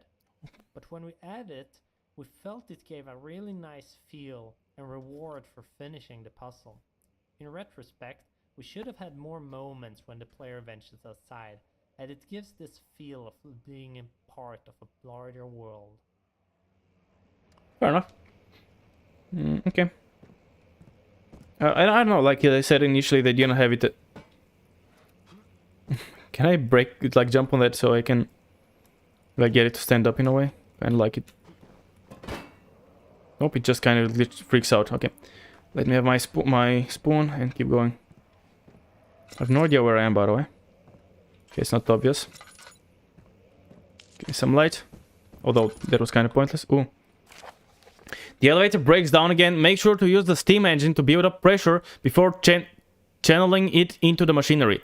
Adjust the levers to get the right amount of pressure inside the chamber. The meter should read up 8, down 8. Oh, I think, if I remember correctly, there were like numbers and you should do the math, so exactly one of my numbers are open. I'm not sure though. Make sure to use the steam. Adjust the levers to get the right amount of down, up 8. Make sure the flow is set according to the following chart. Trinity steam set function, 4-phase amplitude, complete steam flow cycle. No idea what that means, hopefully I'll find out when I get there. Note that the machinery will not check proper configuration until all rods are inserted. Yeah, I think... Okay, so that's one of the rods. Flow cycle rod. Yeah, so I think there are like 3 rods or something, and that's obviously what this guy is talking about. I'll take it. Drops are still something. No items that I can see. Nothing that I can pick up. Let me grab my spoon and move out. But yeah, I remember those like needed for the... Like that. Come on. I'm trying not to waste oil, and obviously the tinderbox has so many of them. Wait, do I have to run back now? Oh. I thought I was going forward somewhere, but maybe not. Is that like a famous picture or some shit? I don't know. Okay, so I guess that's that. What the fuck is that? Oh, it's like a crest that's fallen. Yeah, like maybe from here or something. I don't know. But yeah, there was a crest here obviously and it's fallen. Okay. Let's grab that and move on. So yeah, that's so it did. Obviously I know we needed to come here, but I wasn't. I thought for some reason it took me to the other room. Oh. There we go. Jump. Jump. Now I literally see the tree right fall next to me, huh? And now I fall right next to the tree. Whoops. That's my first death, actually, so tread carefully. I mean, obviously, to be fair, until now there's not much to die to other than the water monster. So, first death don't mean too much. Now that's where I came back. I wonder if my spoon is dead as well. Probably, unless it's reset. Hold on, I'm guessing it's saved after I grabbed everything, correct? Letter is up, and I have the thing, and that is opened, yep. Oh, it's looking, well, not good, but I'll have some. Okay, cool, let's move on then. Rip spoon, possibly? Unless I get it back. Now, can you be more careful and not jump off? Another one. Perfect. Is my spoon in here now? Did it reset? Spoon! Spoon, I don't remember exactly where it was in this room, but seems to be gone. Okay. It's fine. Still slight headache. Wait, I don't imagine now it's gonna change just from slight headache. Yeah, probably need to be in a worse condition and then I'll see him as a monster. Cool. Now let's run back then to the other room, and I guess we'll see if the other room is closed. I thought it was locked, but I could be misremembering. For all I know. Backhoe. It's is this another dream? He thought and screamed at the top of his lungs. He thought and screamed. Well, he didn't just think it then, did he? Ambience so amazing. Guest room. I know there's an encounter here. Which kinda... the thing called me, brushed his face, he stepped outside. London weather could be cruel, but it was the kind of cruelty he could handle. Okay, oh, memory time. My journal is gone. What would they want? Oh, that's guest room, my room. Okay, so I was looking at my journal was gone. Interesting. Why is there hissing? Oh, this is fucking... the roaches. Why are you hissing at me, roaches? That's the wrong side. Oh no, it's the correct side. No, is it? No, that's the wrong side. Yeah, okay, there we go. Closed. I mean, not closed, but empty. I can't even check this one, because this one is now clocked. I don't know why this one got stuck when I put it up, but for one reason or another it got stuck. There's some crucified peoples here. I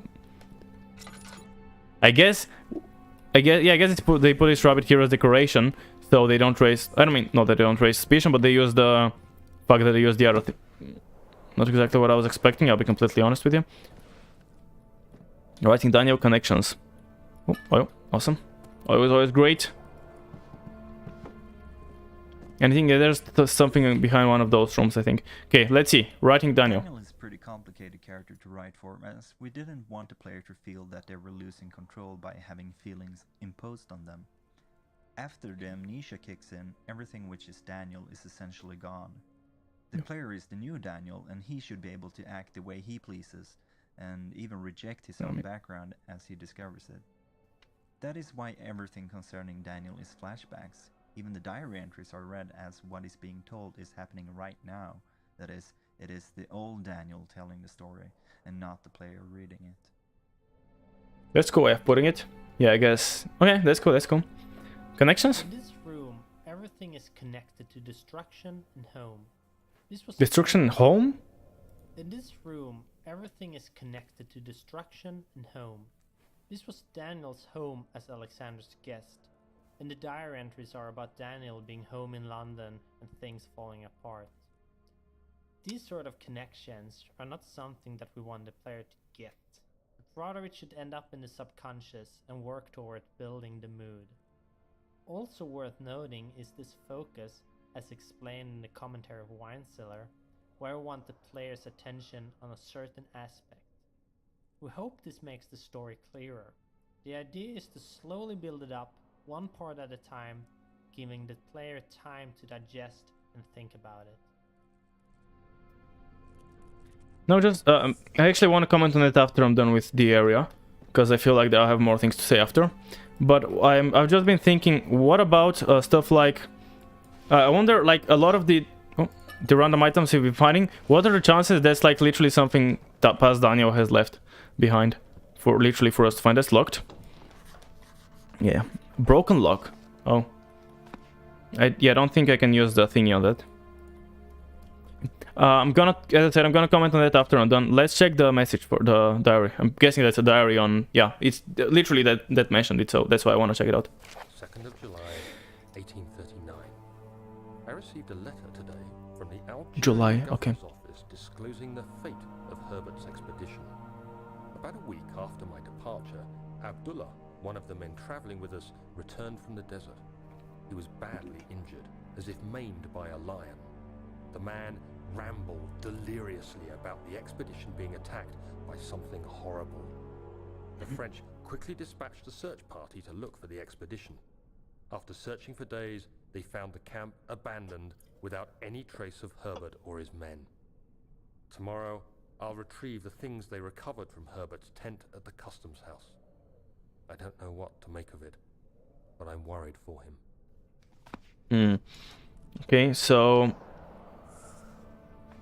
yeah, we get the that's just a few days, well, yeah, not too long after, like a week after the previous one. So he's been home for a month, then he remembers about the stuff, and a few days later, or a week later, he receives a letter that Herbert's expedition got attacked, and one of the men survived, and says there's something attacked them, something horrible. They found the tents, but nothing of any of the people there. Okay. Oh, two more. Okay, there's gonna be another mechanic, like coding thing, I'm guessing. Marcus John, yeah. When we create props, we usually have concept pictures or reference images to look at when modeling the object, just to make sure it stays within the art style that we are going for. When creating a chair, a table, or a bookcase, just to name a few, we usually have to plan the measurements before we get them into the game, because having something in the game that isn't the right size can break the immersion. But sometimes you have to cheat that and test it out, because the camera perspective can really trick you. I have the perfect example of the camera tricking you sometimes. Take out the lantern in-game and look at the wall or an object in the same height as the lantern and try guessing how big the lantern will be next to that object. Then walk up as close as you can to that object and compare. If you got a good example out of this, you see that the hand and lantern is in fact very small, but it feels right when it's close to the camera. But we don't want to go on gut feeling on the measurements of every object. That could really get out of hand quickly, and a lot of things could feel out of place. So it's basically a matter of changing the scale if it feels weird. When modeling the prop, we try to make it as close as the reference images as we can, or if you've got a sketch, that is. It's often a quite simple process that usually doesn't take that much time, but it completely depends on what it is and if the sketch we have are detailed. Before giving the model a texture and working on that, we need to create a UV map for it. A UV map can best be described as an image with painted and edited details to it that is wrapped around the object. So the texture for a cardboard box, for example, would look like a box that you have unfolded onto the ground. After the UV map is created, we start to work on the texture. And here, we usually start with adding untouched materials like wood or metal, and these are from free photos found on the internet. We also paint in dirt in corners, highlights on the edges to enhance them. We can also bake and add an ambient occlusion map to the texture, which is basically a process where the computer calculates where the texture should be dark and where it should be light. We often generate a normal map based on certain details in the texture. A normal map uses light to add bumps or dents without using more polygons on the object. For specular maps, we use the red channel for the intensity level of the map and the green channel to determine the power of it. After all the textures are done, we export them to Collada format and import them to our editors. There, we set material values, create bodies for collision, and stuff like that. Okay, that was a long message. But yeah, it effectively explains how items work. Now, obviously, I want to see the thing where he said about the lantern. So let's see if what I want to compare it to. Something that's kind of on the same level, I think, would be good. Shut up. Let's see that kind of stick there. I can't really see much of the hand though, but right next to it, can I see the... I guess can't really... oh, I guess if I look down I can kind of see it. Can't really tell. It's like much bigger than it should be or something. Because it's so close. No, it's much smaller. Yeah, look at how tiny it looks actually. Yeah, it's like, holy shit. Now if you look at it at that angle, it's true. Like it's so tiny. It's kind of that big probably. But of course that makes... oh, don't stay in the dark. It kind of makes sense because of the fact that it's so close and they wanna, for like, the perspective should work. Character themes. Okay, let's check it out as well. If you listen to the music tracks more carefully, you may find that characters have their own musical themes, which can usually be heard when you read papers during the game. These themes appear in many variations, so it's not always so easy to recognize them immediately. And in the end of the game, some of these themes will go quite insane. Oh, and that's Daniel's theme, which you can hear in the game's menu screen. Let me play it to you with piano.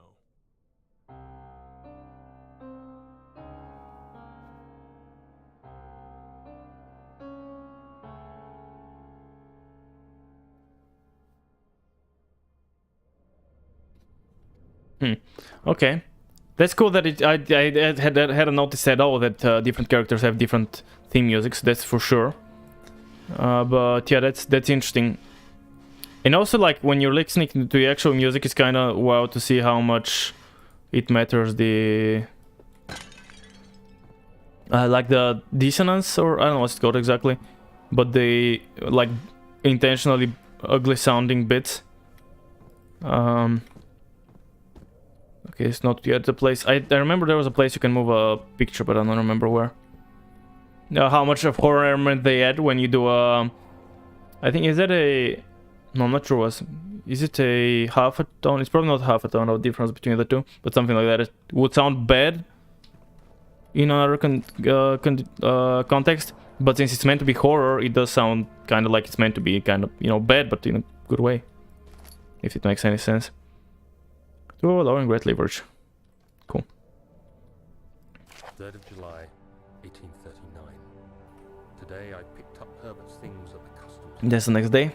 I dug through the trove of documents he had carried and found a log detailing the expedition. The nature of this text ranged from quick notes to colourful accounts of transpired events. I skimmed the pages, trying to figure out what might have happened. May 17th. The day I was trapped inside the orb chamber, Herbert dryly states, recovered Daniel after 1 hour of entrapment. This confused me greatly. I was suffocating within minutes. How could I have lasted an hour? I continued reading the peculiar text. Herbert states his facts without judgment or passion, but suddenly I could read frustration into his text. He pushed his men to investigate the underground tomb, an effort which seems to have strained the minds of his men.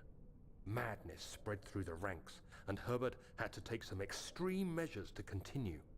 He finally visits the chamber himself, where he retrieves the orb to the surface. His account confuses me greatly. If he has the orb, what are those pieces in my drawing room? So yeah, that's still confusing as shit. Okay, so here he gets that, the fact that like everyone died, and the next day he gets the everything he has. Now there are documents and shit, but obviously the important bit is the log.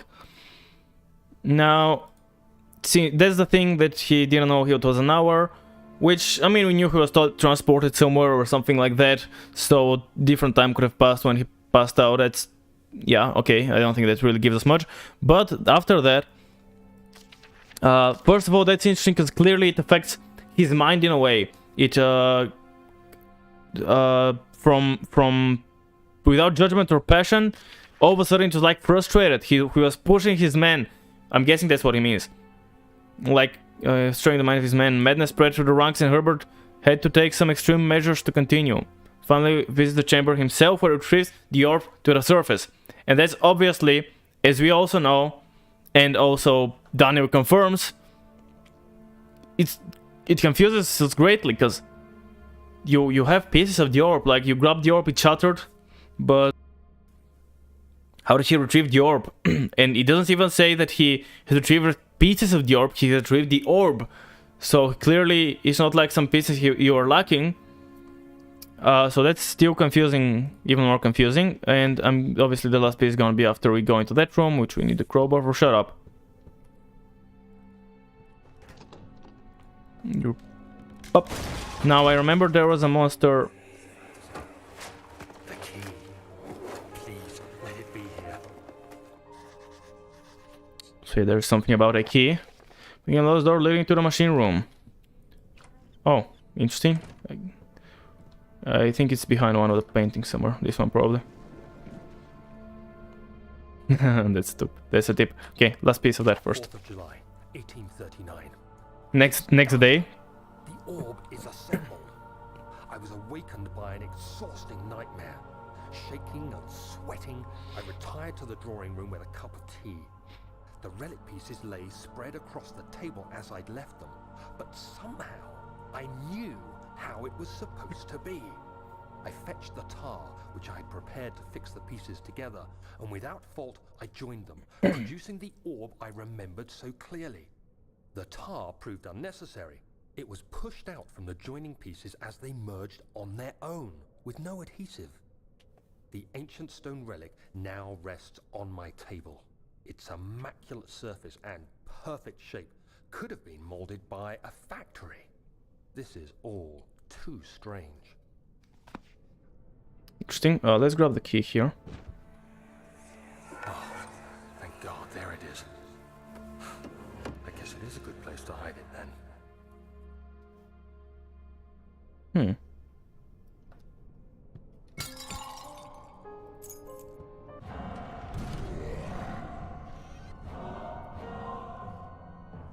There we go, hidden. Now don't move. It should leave in a minute, I think. I'm not just chilling here. Yeah, it's gonna come in the room. It's gonna look around, see that I'm not here, and be like, okay, peace out then.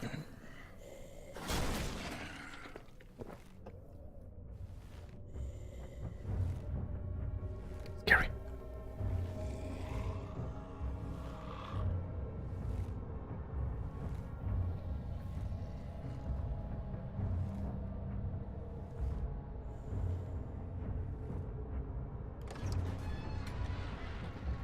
Peace out. Now you had to come and break my door, did you? You asshole. There's nothing here right here. I don't think... I guess never looked at those, did I? In case there's anything in them, but no, looks pretty empty. No point in lighting those. Okay, so a few things to... Tech machine room. Right, let's check the last piece of the diary, because... Yeah, it's also like how... And that's consecutive days. Hey! Filippo! Filippo12532. Thank you so much for the follow and for keeping watching the wood. For all those nasty undead who want to invade and pillage our beautiful Elven city. I very much appreciate that follow, my guy. And if you're wondering what the fuck is this nonsense that I'm talking about undead and stuff, you can write !! lore and you can find the lore of the channel out. We're currently playing through Amnesia. And I am going very deeply into each and every piece of lore and trying to connect the pieces. I have played this game ages ago. I know the basics of the story, but I'm trying to nitpick into the details by reading very carefully, figuring out, dates and stuff, and so on and so on. Yeah, so here he gets the letter that they've all died from something. Then next day, the stuff is delivered, which seems incredibly fast. That they didn't come with the letter, but they came one day difference. That seems weird. Anyways, whatever. I feel like they could have figured that better, but whatever. And here we find out a few interesting things about the fact. Obviously, we kind of knew about that for the most part, but there was a second orb somehow, and then all of a sudden, Daniel wakes up. And from the night, and he realizes how he's supposed to do all that. And he realizes that, like how he's supposed to mend it together, how to mend the orb, which I think he says like immaculate surface. It's perfect, like it's such a perfect shape that it's not been made by a human. But again, we kind of knew that already. But it's interesting that it must be connected somehow, the fact that he got that. Go to Revelations, let's see, let's see the Algeria. Then that's when he goes home, well, a month later. And it's Revelations when he unlocks the stuff, fair enough, but...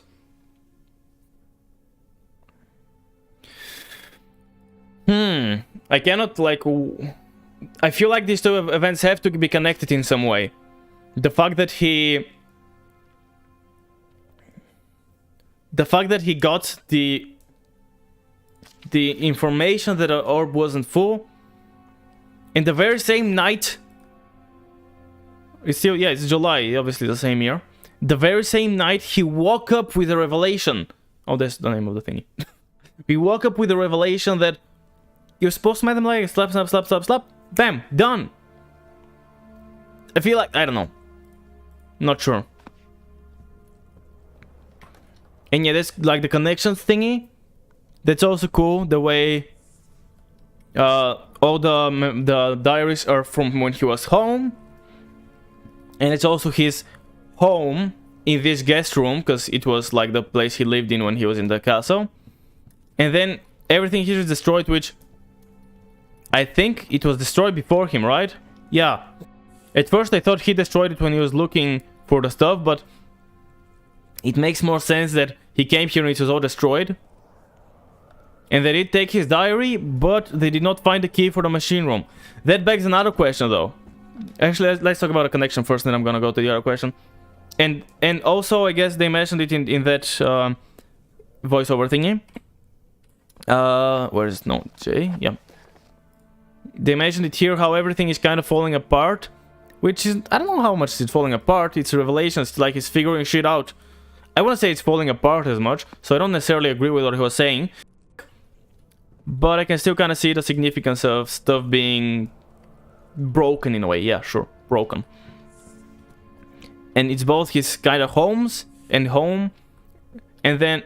Oh, that scared me for a second. And then it's both about stuff falling apart. And yeah, you wouldn't get that connection if it's not pointed out to you. So it's not like you will actually know that, but on some conscious level, supposedly, you should notice that and be like, oh shit, that's really a thing, huh? I did check that, correct? I'm pretty sure I checked it. Yeah, I checked it now, I remember. Oh, it was all open, then I closed it to check it out. That's why now it's closed. But yeah, that's again really cool way of showing that story. And then I want to talk about something just now. Yeah.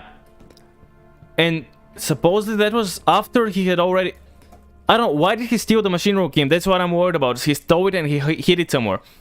And it's clearly something they were looking for. And that's why they broke up everything. So at what point does that happen? Is it like... after he harbors suspicions? And then he steals the key? Maybe when he was actually backing up to drink the potion? Obviously I don't know if... I guess he had a free range of the castle for some time, which I thought was ages, but it clearly isn't, because again, notes... that's mementos. What is this? See? Oh, that's the last one. Okay, so just through the journal. Maybe there's a shortcut, whatever. 19th of August. 19th of August. And that is 4th of July. Oh, 4th of July. Nice. So that's a month and a half prior. And he hasn't even made any contact with Alexander or anything of the sort. That's a month and a half. No contact, no nothing. Yet. So clearly he hadn't been in the castle for too long before he started harboring suspicions, and then he, you know, did the stuff and drank the amnesia potion. So I don't know if he was like freely roaming the castle, because stuff is kind of interconnected here because it's a game. But was there like a skips to kind of go from one place to the other safely? Was he kind of going back and forth from here, from his room to the other place where he was torturing, where it's like end game, and maybe back to some other areas? Was he like going around freely throughout the time, or was there more to it? And again, it's kind of a weird place. I don't know. Like the guest room is after you go through the... It's not a wine cellar, I forgot the name. Where we see again one of the first monsters. And... it kinda... you have to go through there to reach the guest room, which is like the safe place. I mean, I understand as a gameplay, but as a design, what... like, because he was... Alexander was warning him to not stray from the path and stuff like that, because I guess monsters were a thing. So I don't know, I really don't know about that. We have to go through the scary area, which is like still scary. I don't know. And I cannot entirely grasp the timeline of this place. When did Daniel destroy his, like, when did he start harboring suspicions? And then when did he steal the key to then hide it here? Then after he stole it and hid it, someone came to his room to look for it, and then Daniel came to his room again after that for some other reason. Like, obviously he didn't just randomly steal it when he was chilling here. It must have been after he started harboring suspicions, which again is kind of... I don't really follow the timeline here. What exactly happened how? Yeah, I'm kind of struggling to get the entire story here a little bit. The strange nature frightened him, but he was also the only one which offered some comfort. Cool. Don't tell me the shadow is gonna come. Oh, there's the blood from the thing. Okay. Shadow still isn't coming. So I think, yeah, now I have the key for the machine room, but we don't need to go there yet. Why is the door locked, closed again? I didn't close that room. Don't forget your bag, Daniel. I won't, Herbert. There is no shame in using a parasol in the desert. Oh, that's from... As it happens, it's imperative to your survival. But it looks ridiculous. The shade will hurt much less than dying, I assure you. Interesting, that's just a random Herbert flashback. We don't really get anything else from it other than just the fact that Herbert does, I don't know, a random Herbert flashback, as I said. That's interesting. Looking at the time, I think I'll be ending it though. I just want to take a peek here, because... Yeah, now I have the key for this room, but first we need to go to the other room, because there are a bunch of rods there, I think. I think, if I remember correctly, that is the reason we need to go there, for the other power rods. Flow, yeah, it's like cycle, whatever they're called. And then we can go into that room. Wait, so... Yeah, so the key for the machine room was in the guest room, and then that was in the other room. So that's why I need to go in both of those, and then this place has a few other things. Which place was that, by the way? The ambience, unfortunately, is gone with the beautiful music and stuff. We're just now having tense music all around. The storage, yeah. I remember at least the start of the storage area. I think that was like from... If you know Crazy Shooting, again, back in the day. Now I think he's called The Click, and now he doesn't even do gaming. But back in the day, he was like one of the Amnesia guys, Crazy Shooting. And he was doing like trolling the monster stuff, where he would like running around in a circles, throwing boxes at monsters, setting up barricades and shit like that. It's kind of funny. Like, I guess, from what I remember, that was like back in the day, Crazy Shooting and PewDiePie were like the guys with Amnesia, and from what I remember anyways. And... tap. Yeah, it's still not red. I think it goes red at some point. I don't know if blood red or what, but for now it's still fine. Now I think he does like reactions to subreddits and stuff. Oh, he's called The Click. I mean, still a right guy to watch, but it's nothing to do with what he did before. And yeah, that's the... I remember that's, I think, the first episode or whatever was in that place, like the first room. He was running around. There was like a bar thing in the middle. And we're gonna go there next Thursday. Because, as usual, the other days are safe to Elden Ring. But let's get a cool ending kind of look. There we go. It's kind of cool in a way to be symmetrical, but also it's asymmetry is always great as well. Like, you know, dissymmetry, whatever we want to call it. So yeah, that should be all for today. Of course, hang around because we're raiding someone, and I guess should say the usual outros. Okay, let's do the save and exit. I actually want to hear the music at the start.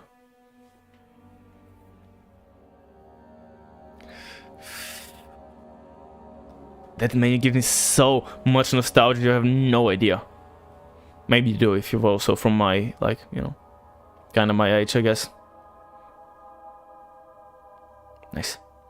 Okay, awesome. I don't know, I don't really feel it. Let's quit. Imagine if you didn't like save or something. Okay, let's move the desktop audio and grab the face cam screen and look at who are we gonna raid. But yeah, the usual, if you want to do the YouTube, like, subscribe, leave a comment down below. stuff like that. And check me out here on Twitch. If you're watching right now on Twitch, make sure to follow me if you're not doing that already. That way you can catch me live whenever I stream, which is pretty regularly, like 5 to 6 times per week. Also, schedule on Discord, make sure to drop in, check out, and not only schedules, but also other cool stuff on Discord. And YouTube stuff also is cool, because I don't upload too much, but maybe at some point I will, and like there's the occasional video there as well. If you're watching me live, I already said that, follow me and hang around, because we are raiding someone. And now that someone might just be Little Luggy, because she is playing Elden Ring. And I don't remember I've watched her do a Souls game. So that's gonna be really, really fun to watch and to see. Ooh, and Source is doing a Soul level 1 run. That's also interesting, but I feel like he'll be doing a lot of that. Luggy, I haven't seen doing any Soul stuff, so I really want to rate her. So make sure to check her out. She's a, you know, cool person.